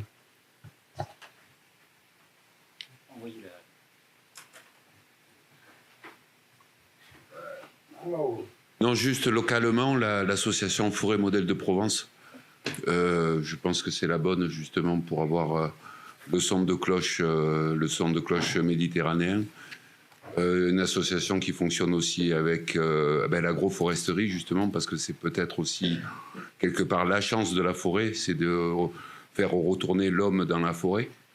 La forêt varoise par exemple est une forêt plantée et c'est une forêt qui est une forêt de travail, avec des hommes qui vivaient de la forêt sur 4 métiers différents, châtaigne, liège, canne de Provence et aussi la vigne, le pastoralisme aussi bien sûr. Voilà, je n'ai pas de questions à poser si ce n'est cette précision et je vous conseille effectivement de vous rapprocher de l'association Forêt Modèle de Provence qui œuvre drôlement là-dessus. Merci. Alors, on attaque notre dernier chapitre. Alors, bien sûr, moi, je vous reparle des arbres dans la ville. Ce dernier chapitre, comment tu l'as appelé? Le partage de la signature. Le partage de la signature. Alors, moi, dans cette signature-là, j'ai plutôt tendance à me mettre à la place des arbres. Et je ne pouvais pas ne pas vous présenter un arbre qui, pour moi, est important dans la ville. On parlait de palette végétale locale, il n'en fait absolument pas partie. Je vous le présente, mais même, voilà, s'il y en a qui veulent quitter la salle, ils peuvent. Donc c'est notre ennemi, mais que je défends. Il est place de la mairie, là, derrière. Vous le voyez? Vous le connaissez? Il est juste derrière la mairie, il est venu tout seul. Et c'est justement parce qu'il est venu tout seul qu'il est intéressant, parce que 0 centime de financement, 0 centime d'entretien, c'est un bel arbre, ma foi. Bon, si on le coupe, on s'expose à quelques réactions de sa part, et ça nous déplaît en général. Mais vous l'avez tous reconnu? Qui c'est qui va me dire son nom? Les Lantes. Voilà. Donc, j'avais envie de commencer ce partage de la signature par un élante et de continuer. Je suis sûre que vous allez deviner par qui je continue. Voilà. Je vous déroule tous mes tips. Ce figuier que personne n'a planté, il n'a rien coûté ni à la plantation ni à l'entretien. Il avait un usage, j'en parle au passé, parce que quand le Fort Saint-Jean, il était au pied du Fort Saint-Jean, on est à la sortie du Vieux-Port. Quand le Fort Saint-Jean a été restauré, et là je m'adresse aux architectes, eh bien, on a dû l'imaginer dangereux. Pourquoi? Je ne sais pas. Parce que honnêtement, il ne menaçait pas les pierres qui sont là, franchement. Enfin, Véronique, on est assez loin du fort. C'est les Carthaginois. Vous connaissez l'histoire, c'est la guerre punique. Les figues arrivent. C'était le temps des empereurs romains, hein, je vous parle de ça. Il n'y en avait pas à Rome. Et tout à coup, un bateau arrive de Carthage avec des figues mûres, mais pas abîmées du tout. Waouh! Comment ils ont fait pour arriver si vite? C'est dangereux, et ils sont partis en guerre. Le figuier est à l'origine des guerres puniques, il faut le savoir. C'est peut-être pour ça qu'il a été décidé de les enlever. En tout cas, ce figuier, tout le temps que j'ai travaillé sur le Fort Saint-Jean à l'aménagement, je prenais un malin plaisir de le photographier. Et j'ai toute une série de photographies, pas 1000, on est d'accord, mais toute une série de photographies, avec chaque fois quelqu'un, une ou deux personnes qui sont installées à l'intérieur. Et pour moi, cet arbre que je présente absolument à tous mes diaporamas, il symbolise vraiment l'arbre dans la ville de demain. Si on n'arrive pas demain à se laisser la place à ce type d'arbre, et si on n'arrive pas à ne pas imaginer qu'ils sont dangereux et qu'ils peuvent attaquer les pierres, eh bien on perd tout ça.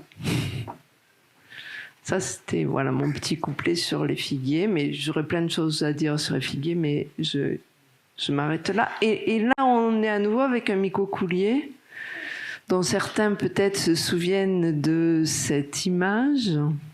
On est dans la Crau, sur une friche, au milieu du bitume. Et ce que j'avais envie de vous dire à propos des arbres dans la ville et le bitume, c'est que si on les laisse faire, les arbres savent tout faire.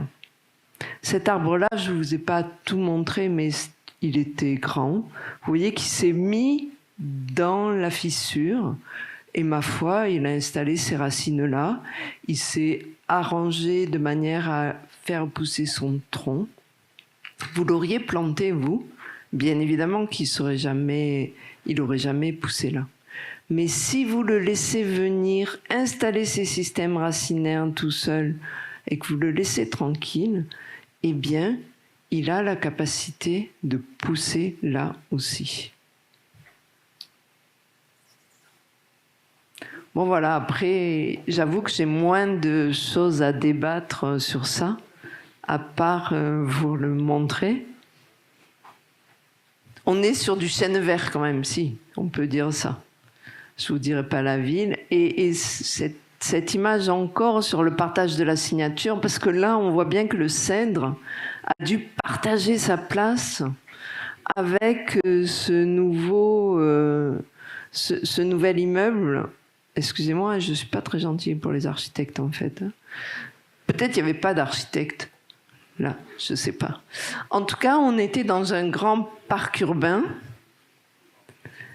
Et alors, quand même, donc, vous voyez ce qu'il a été fait des cèdres qui étaient dans ce parc urbain. On en a gardé un parce que, quand même, ça justifie le nom du lotissement qui s'appelle les Cèdres, bien évidemment. Et donc, il fallait en garder un. Voilà, je ne sais pas s'il va vivre très longtemps. J'arrête mon mauvais esprit. Et je te laisse la parole. Alors, partage de la signature. Là, le travail de sculpture, il est une combinaison entre ceux qui ont exploité la carrière et le résultat, c'est un jardin qui est absolument incroyable et qu'aucun jardinier n'aurait pu faire. Pas possible. Là, on est à Borgo San Nicola, on est près de Lecce, dans le sud de l'Italie, où ils ont fait presque toute la ville de cette région, de ce secteur de Lecce est fait avec cette pierre. Et quand ils m'ont demandé qu'est-ce qu'on va faire de ça, parce qu'ils font des lotissements qui se rapprochent, enfin, j'ai dit, mais surtout, vous faites rien. Le jardin, il est tout fait. Vous imaginez toutes ces plantes qui arrivent à pousser dans des conditions absolument incroyables. Là, vous n'avez même pas de terre du tout. Il y a les fissures dont vient de parler Véronique, qui, comme le figuier, est capable de se mettre effectivement dans des conditions comme ça, et quelques autres espèces. Là, il y en a un peu plus. Et ça fait un jardin. Peut-être faire une sorte de passerelle comme ça, mais c'est tout, quoi. Il n'y a rien à faire. Bon, ils n'ont effectivement rien fait, donc tout s'est bien passé. Oui. Alors, je me suis incrustée dans les diapos de Gilles, en fait.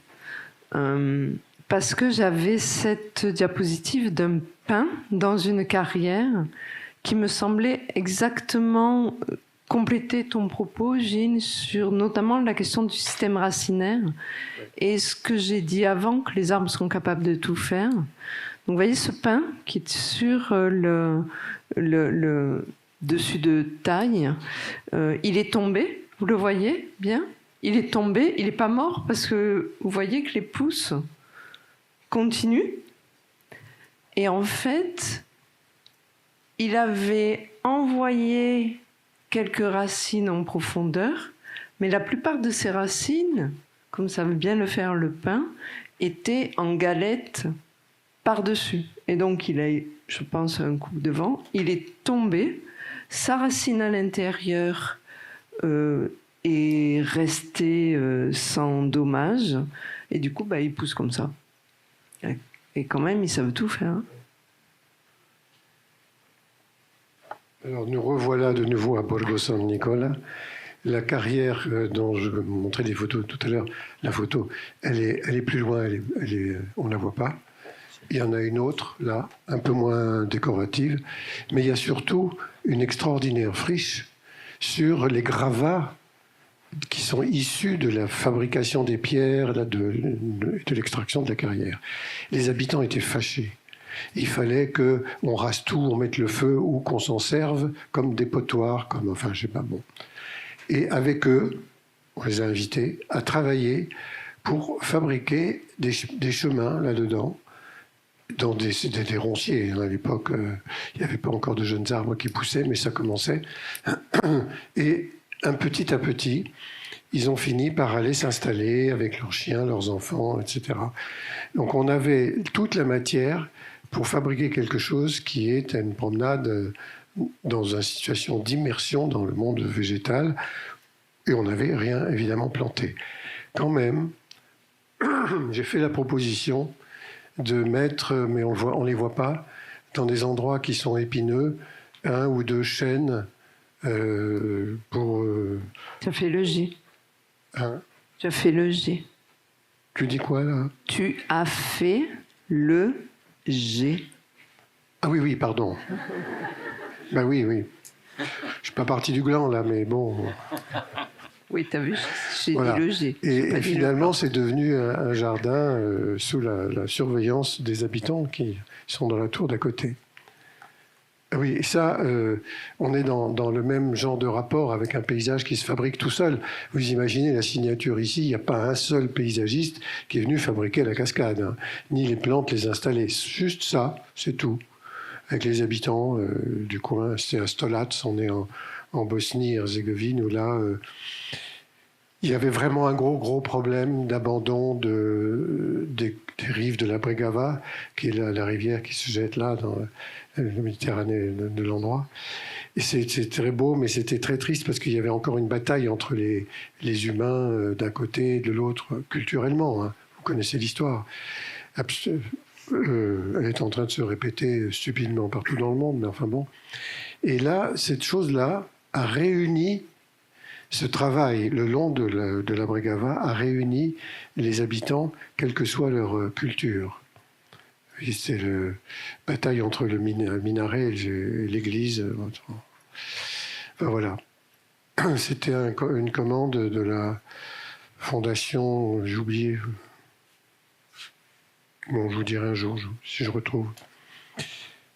Là, ça a failli être démoli. Ça ne l'a pas été, heureusement. C'est le vent, les oiseaux qui ont fabriqué tout ce paysage que vous voyez sur ce socle. C'est l'île d'Herborance dans le parc de Lille, la ville de Lille. Devant la gare Lille-Europe.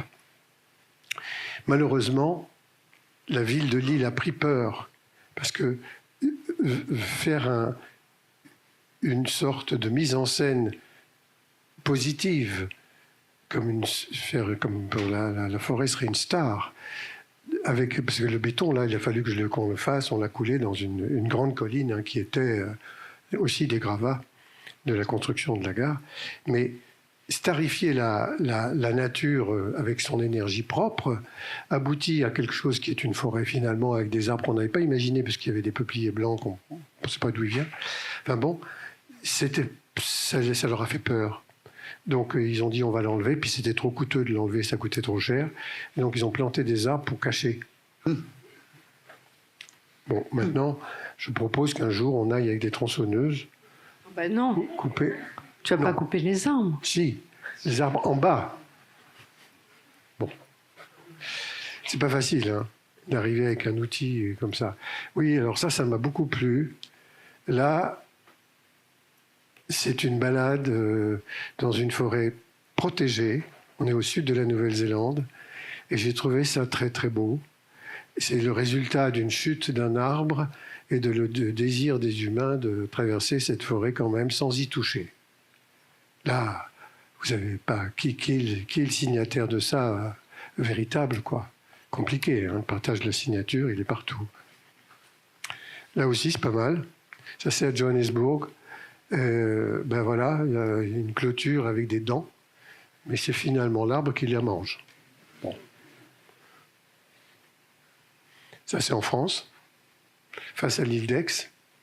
On est sur un parking, et curieusement, cette plante-là, elle est tellement belle qu'on ne l'emmerde pas. Hein. On la laisse tranquille, on la laisse pousser, alors qu'elle n'a pas le droit d'être là. Elle est sur un parking, quoi, quand même. Hein. Ben non. Je pense que c'est à cause des fleurs. Ben oui, bien sûr. Et ça pose une vraie question sur notre rapport aux fleurs. Ah ben, il faut les mettre en prison, c'est dangereux. Une fleur, tu te rends compte?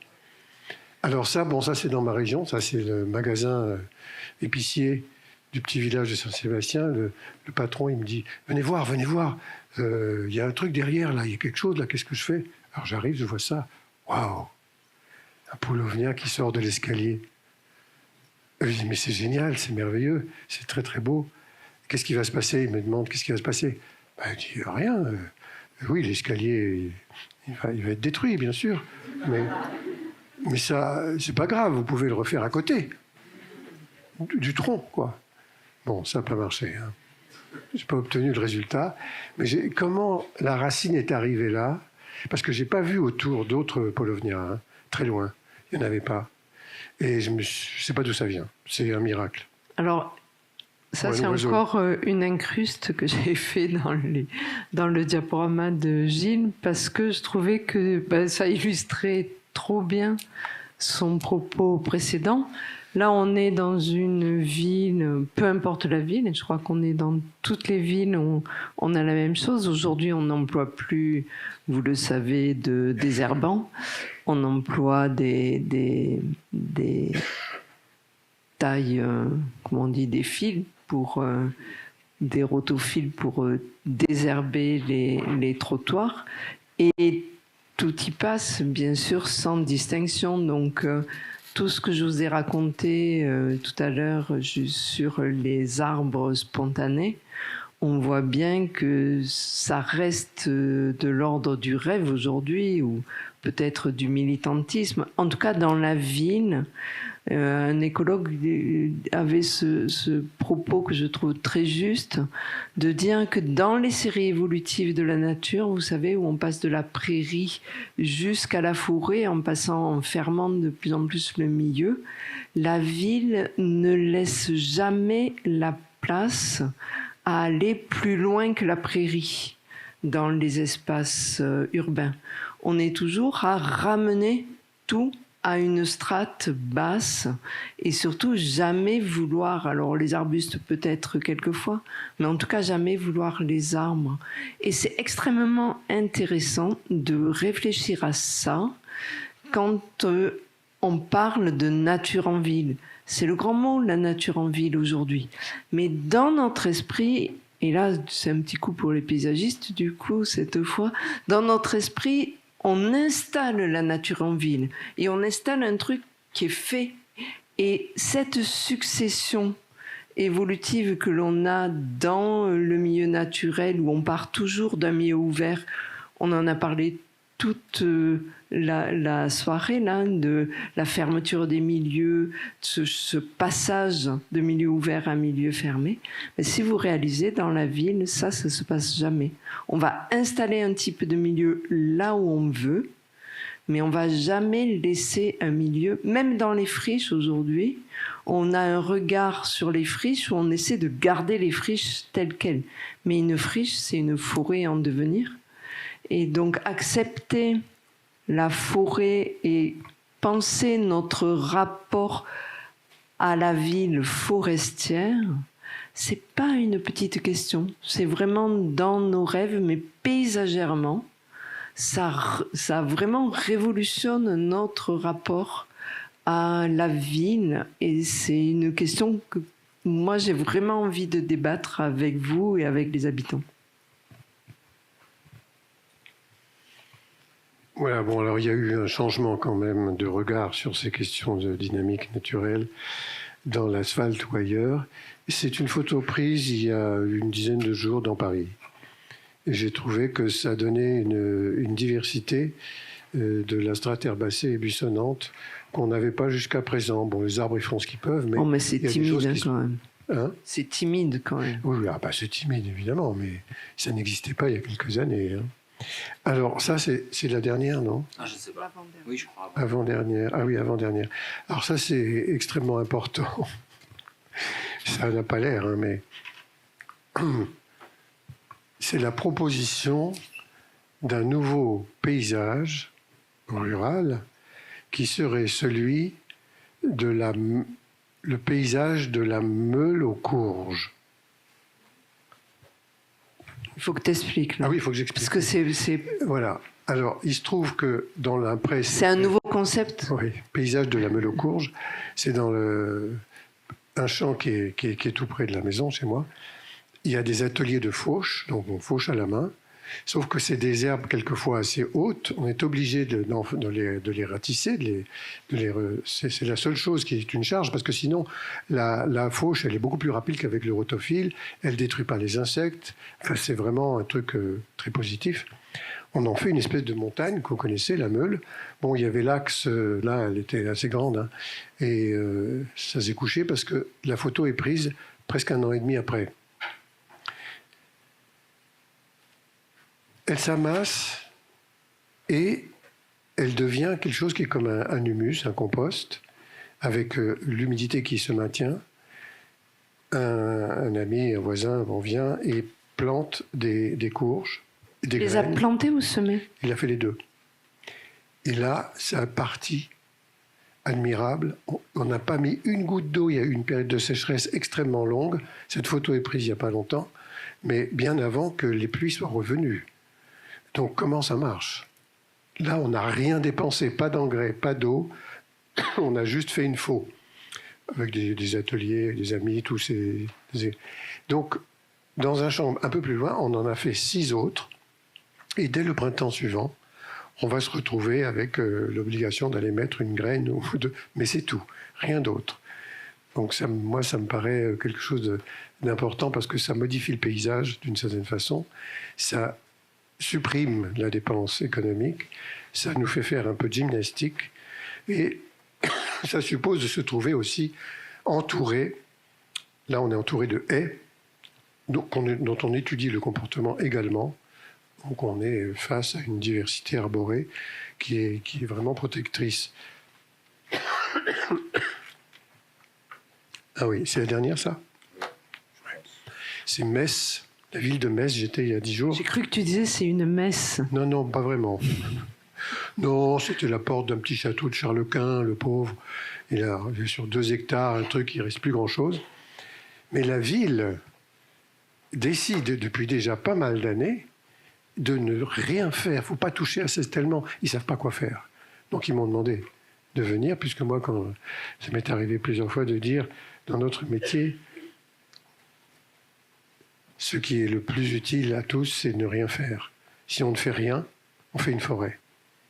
Donc on fait de l'oxygène et voilà. Bon, ça ne rapporte pas beaucoup d'argent, je reconnais, mais c'est ça qui s'est passé sur ces 2 hectares alors qu'on est au cœur de la ville de Metz, quoi, à un tout petit beau bord, mais enfin bon. Et on rentre avec une porte qui est le vestige de quelque chose qui a été un peu plus... Bon, tout a disparu, avec cet arbre magnifique. Et là, ils m'ont demandé un plan de gestion. Alors j'ai dit non, ça vous mettez à la poubelle, parce qu'on ne sait pas ce qui va se passer. Un plan de gestion, c'est quelque chose qu'on répète. On répète parce que c'est commode. Hein. On prend le truc Excel, là, le machin, et il y a la date pour faire. Mais non, la date, ça ne va pas du tout. Ils m'ont dit, vous avez fait couper la branche ou l'herbe l'année dernière au mois de mai. Cette année, c'est plus du tout comme ça. Il faut le faire en avril ou en juin ou en juillet. Ça n'a rien à voir. Donc, vous supprimez ça. Ils ont dit oui, parce qu'ils avaient déjà des jardiniers qui, eux, savaient très bien qu'on ne pouvait pas faire la répétition du geste exact comme il le faut sur le fameux plan de gestion. Donc on en est là aujourd'hui, vous vous rendez compte ce qui se passe. Et ça, ce sont des directions de ville. Ce n'est pas juste un particulier ici ou là qui fait un fantasme sur la gestion écologique. On n'en parle même pas, c'est inclus, c'est intégré. On sait qu'il faut aller là, on n'a pas le choix. Donc on y va. Et avec beaucoup plus d'intelligence que je n'imaginais, parce que ça va, et de rapidité, qu'il y a quelques années. Hein. On est entre les mains, sans doute, des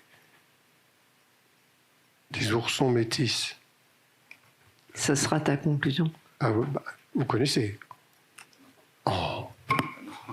Ourson métis. Baptiste Morisot.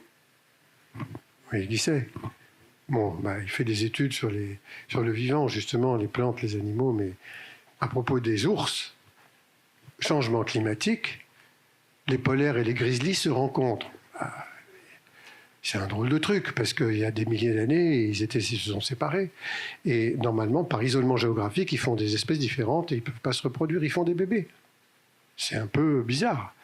Les parents sont en difficulté, parce qu'eux, ils ont changé de milieu, ils ne savent plus comment faire. Les petits, ils naissent dans le truc, là, puis bon, ils se débrouillent.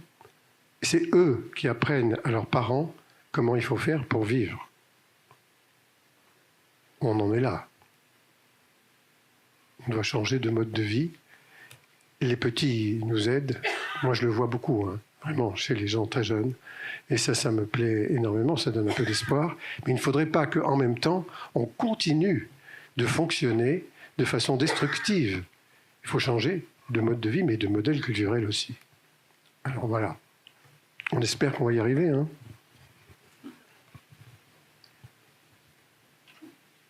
Vous voulez conclure? À vous. Bravo, merci beaucoup. Mais peut-être on peut revenir à la question d'Agathe tout à l'heure. Je m'excuse, parce que cette question de quoi faire quand, en fait, merci, à la fois merci, et puis vous nous mettez dans une drôle de situation face à des étudiants où finalement le message ce soir c'est en fait il faut rien faire. Non, donc ça pas va être du un peu tout. compliqué vis-à-vis de nos commanditaires. Mais justement, je fais exprès, Véronique, pour te faire réagir et te faire parler. Mais parce qu'en fait, il s'agit évidemment pas de rien faire, mais de montrer, d'être pédagogue, de peut-être dessiner quand même des choses, de favoriser des émergences de nature dans les endroits que les paysagistes peuvent montrer et révéler, mais là-dessus, j'aimerais bien que vous en disiez un peu plus sur comment agir justement aujourd'hui sur la question des semis plutôt que de planter, sur la question de la manière de quand même montrer, parce que on ne peut pas se permettre aujourd'hui de complètement ne rien faire, parce que sinon en fait on passe pour une négligence, pour le fait d'abandonner les choses, et en fait il faut montrer tout de même justement un partage. Mais comment s'y prendre? J'ai envie de vous entendre là-dessus un peu plus. Alors je Aussi commence pour, avant de répondre donner à la Agathe. parole à Gilles qui sur qui a dit quand même de faire le plus avec et le moins possible contre. Et là déjà on est dans une réponse à ta question, mais moi je voudrais plaider pour ma paroisse aussi. Et je suis botaniste, vous l'avez compris, et bien évidemment que pour se débrouiller déjà de tout ça, il faut savoir ce qu'on voit et apprendre à voir le vivant et distinguer ce qui est là nécessite quand même un minimum de connaissances. J'étais la semaine dernière à la finale du concours national de reconnaissance végétale. Et j'étais impressionnée par tous ces jeunes qui connaissent des nombres d'espèces de manière prodigieuse. C'est pas ce que je suis en train de vous dire, mais ce que je suis en train de vous dire, c'est que bien évidemment, si on connaît rien aux arbres, par exemple, si vous avez aucune connaissance ni de leur espérance de vie, ni de leur exigence en matière d'habitat, ni de leur envergure, et bien évidemment, vous ne pouvez pas avoir un regard qui soit enrichi et qui permette d'aller plus loin que on laisse tout faire. Non, j'ai pas dit ça, mais ce que je dis, c'est que dans ce qui pousse en ville, si vous apprenez à connaître, et rien que le fait de connaître déjà, vous avez moins peur. Hein, vous le savez, on sait que c'est souvent ce qu'on connaît pas. Hein, c'est l'inconnu qui nous fait peur. Eh bien, on a déjà une première réponse. Et cette première réponse, de ma part, elle n'est pas esthétique, mais je passe la parole à Gilles, parce que bien sûr, les paysagistes, ils doivent aussi avoir un regard esthétique, mais nourri de tout ça. Alors, je rejoins complètement Véronique sur la nécessité, même l'urgence, qu'il y a à comprendre le vivant non humain dans son ensemble. Ce n'est pas seulement les végétaux, et ça n'est pas enseigné. C'est quelque chose qui a été abandonné. Tu dis ça dans une école où je suis restée 15 ans prof de botanique. Oui, bien sûr. Mais moi j'ai connu l'époque où il y avait encore des enseignants comme toi et qui arrivaient à faire passer ça, y compris à l'école du paysage, hein, au début, qui était entre les mains de l'école d'horticulture. Le début de l'enseignement aux ingénieurs horticoles était très bien fait par des botanistes remarquables. malheureusement, après, en fin de parcours, on vous apprenait à faire comment on sélectionne, on garde cette plante, on tue toutes les autres. Bon, on a changé un peu de regard, heureusement. Mais l'enseignement sur le vivant n'est pas revenu comme il le faudrait. Alors, il y a des profs qui prennent la main, qui font des cours qui ne sont pas dans leur programme. Hein. Ils le font en cachette. Faire germer des graines, ça c'est arrivé, ma fille, son prof s'est interdit à l'époque de faire germer des graines. Parce que c'est dangereux, hein, attention. Donc il se cachait, c'était d'ailleurs des glands justement, il se cachait et il allait les mettre la nuit sur le toit en bas près de la gouttière pour qu'il puisse les récupérer la semaine d'après. Mais c'était pas... voilà, on a un peu changé aujourd'hui dans les écoles, mais c'est très, très, très, très lent. Il faudrait donc qu'on arrive à quelque chose qui est une compréhension de cette complexité du vivant qui est fantastique et qui est aussi émerveillante. On peut vraiment étonner et faire que les petits arrivent tout de suite, rapidement, à aimer. C'est pas impossible, c'est moi ce qui m'est arrivé, j'ai eu beaucoup de chance. Mais en plus, après, dans le métier de paysagiste, il faut que l'on introduise la fonction de jardinier. Là, à partir de ce moment-là, parce qu'il y a une intervention qui se fait, c'est le paysagiste qui peut venir faire de temps en temps quelque chose qui est la résolution esthétique. Il fait nuit. Il faut s'en aller. Ça nous met dehors. Ah bon? Et la résolution esthétique, c'est une intervention, mais mineure, mais qui change complètement la lecture du paysage et qui permet de lui donner un côté tellement intéressant qu'on l'accepte et à partir de cette acceptation, expliquer la complexité du vivant. Dans ce paysage, c'est beaucoup plus facile. C'est exactement ce qui se passe au domaine du Rayol. Il y a une dimension pédagogique, mais il y a une esthétique. Les deux jouent. Il faut aborder les deux sérieusement au niveau de la mise en place et du suivi et de la pédagogie, des visites, et puis ensuite... Et puis moi j'ai envie de rajouter quelque chose qui vous est destiné, c'est-à-dire qu'on voit bien qu'on est à un moment de bascule sur tous ces éléments-là et que c'est à vous d'inventer la réponse, que vous le sentez qu'on n'a pas de réponse toute faite. C'est certainement pas le laisser faire, parce que ça c'est trop facile de dire ben voilà, il n'y a qu'à tout laisser faire, mais il y a beaucoup de choses à inventer et à suivre. Et là, je rejoins Gilles sur le fait que le partage de la signature, c'est bien sûr le partage entre le paysagiste et le monde du vivant, ou l'architecte et le vivant, mais aussi pour le jardin avec le jardinier qui, lui, va conduire, entre guillemets, ce vivant. Et donc, c'est un partage de signature entre les métiers aussi qui est extrêmement important. Envoyez la balle.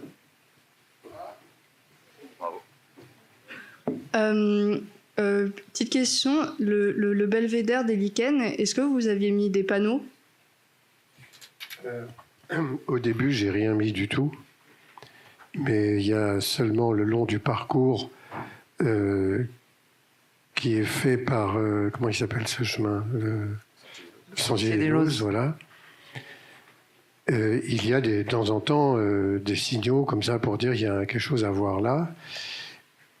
Mais quand il y a eu... moi, je l'ai appelé le belvédère des lichens immédiatement à cause du fait que j'avais vu qu'il y avait des lichens, quoi. C'est banal.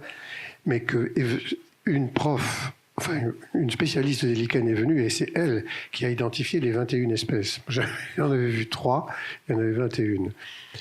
Et puis, bon, après, il y a un petit bouquin qui est sorti sur la transformation des paysages et l'importance de ce tiers paysage transformé en une forêt que l'on voit dans tout le relief qui est en face. À part ça, il n'y a rien d'autre. Hein. Mais il y a des gens qui viennent.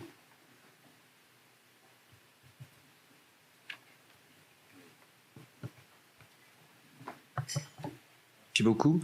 Là, j'étais en train de me demander qu'est-ce que, et ça peut-être qu'un architecte ici pourrait me répondre, qu'est-ce que ça serait cette attitude que vous proposez pour le paysagiste, qu'est-ce que ça serait pour l'architecte?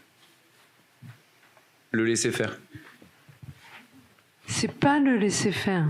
Non, mais... Tu vois? Non, je sais pas, c'est quand je vois Euromède, du coup, je me dis, qu'est-ce que... Moi, j'ai une réponse qui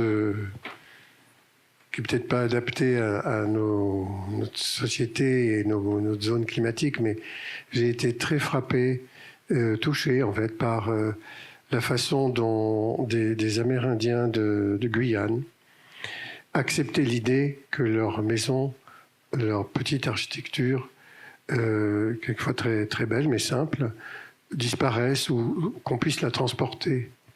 Parce que quand la mer monte, s'ils sont au bord de la mer, on ne peut plus rester. Il faut aller sur la montagne à côté. Mais quand on a envie de se retrouver parce que ça va, on revient là, etc. Autrement dit, la maison n'est pas conçue comme quelque chose qui doit rester définitivement toujours là.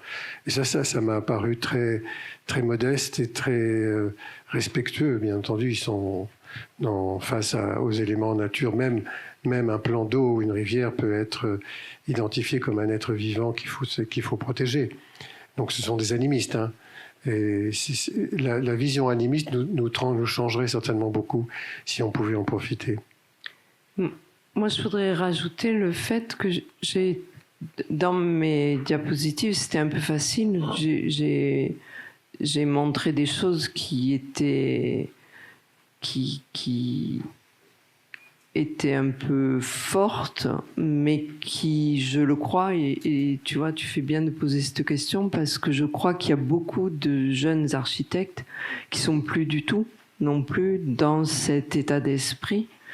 Et qu'aujourd'hui, il me semble qu'il y a une architecture complètement différente, qui travaille beaucoup justement avec des matériaux liés au vivant.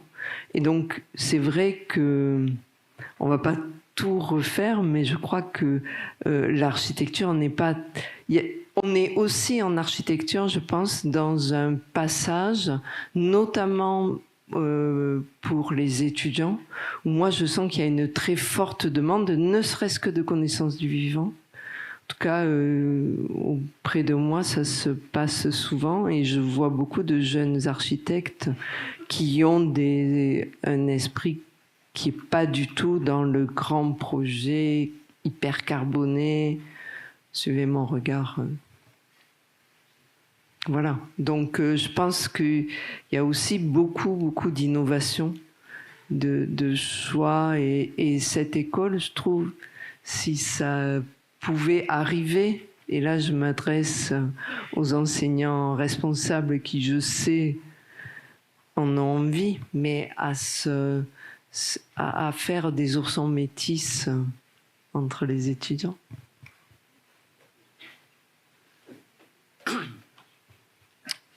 Moi, je veux dire un petit mot. Moi, j'aurais une question également. Il y a une trentaine d'années, il y a un certain nombre d'observatoires photographiques du paysage qui ont été créés, beaucoup dans des parcs naturels régionaux. Et une des grandes thématiques qui ressortait, c'était la fermeture des paysages. Alors, j'aurais voulu savoir qu'est-ce que vous pensez de cette expression, la fermeture des paysages. C'est une expression qui est employée en écologie, qui est remise en cause si on réfléchit.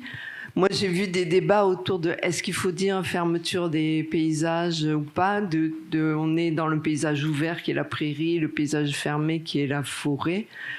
En tant qu'écologue, moi, j'ai toujours employé ça et je me suis jamais re-questionnée. Voilà, c'est un paysage fermé, un paysage ouvert. Ça le mérite, en parlant de ouvert et fermé. Et excusez-moi, là, je vais encore relancer une petite pique aux urbanistes qui parlent, et même quelquefois les sociologues, qui parlent de paysages vides quand il n'y a pas de personnes dedans, qu'il n'y a que des arbres ou de la... Voilà. Et là, moi, ça me choque. Je me dis, au moins, ouvert ou fermé, ça donne la préséance aux arbres. Voilà. Mais c'est pas une réponse, hein, c'est juste. Est-ce que quand on ferme le paysage, on baisse le rideau du paysage et le paysage? Ah non, je l'entends pas comme ça, moi. Je l'entends refermer.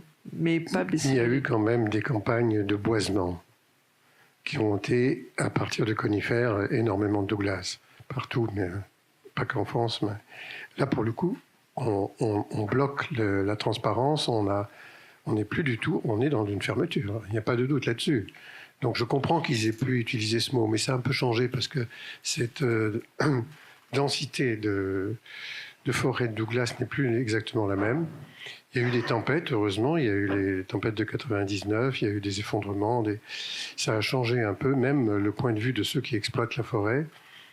Et on n'est pas revenu vers une forêt primaire amazonienne merveilleuse ou ailleurs. Je suis allé comme ça dans une mission du radeau Décime. Hein.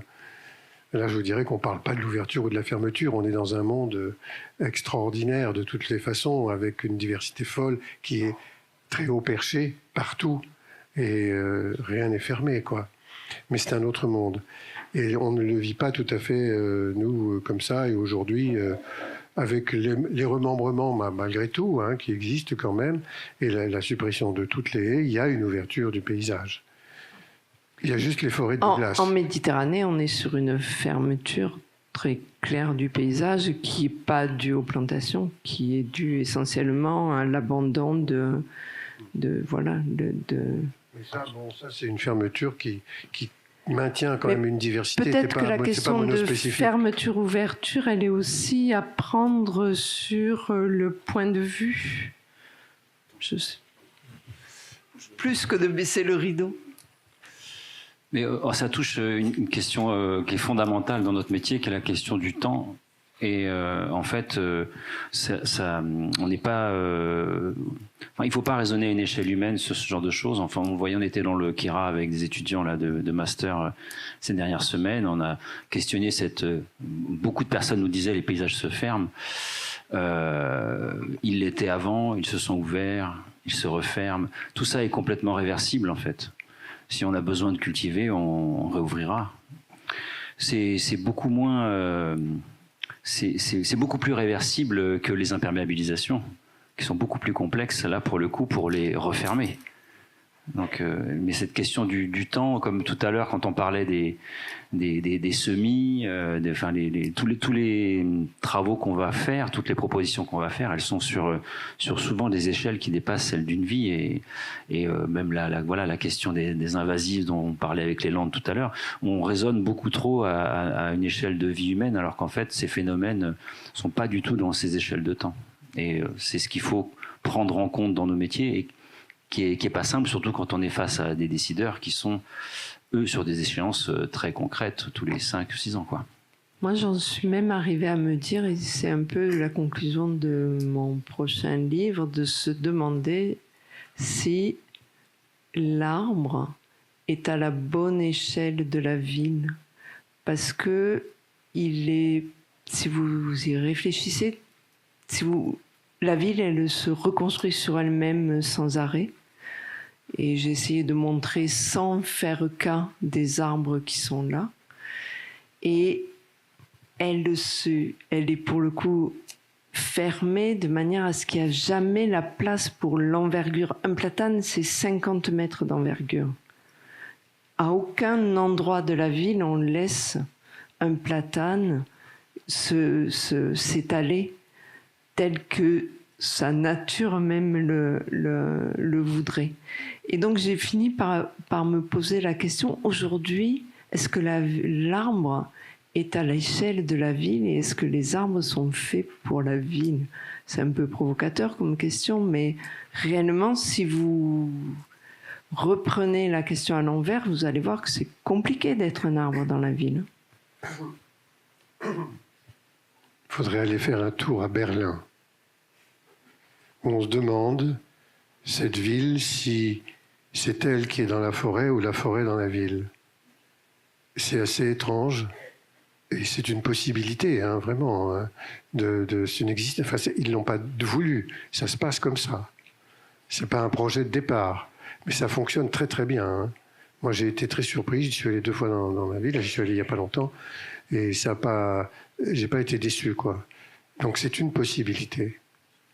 Aller à Berlin. Bon.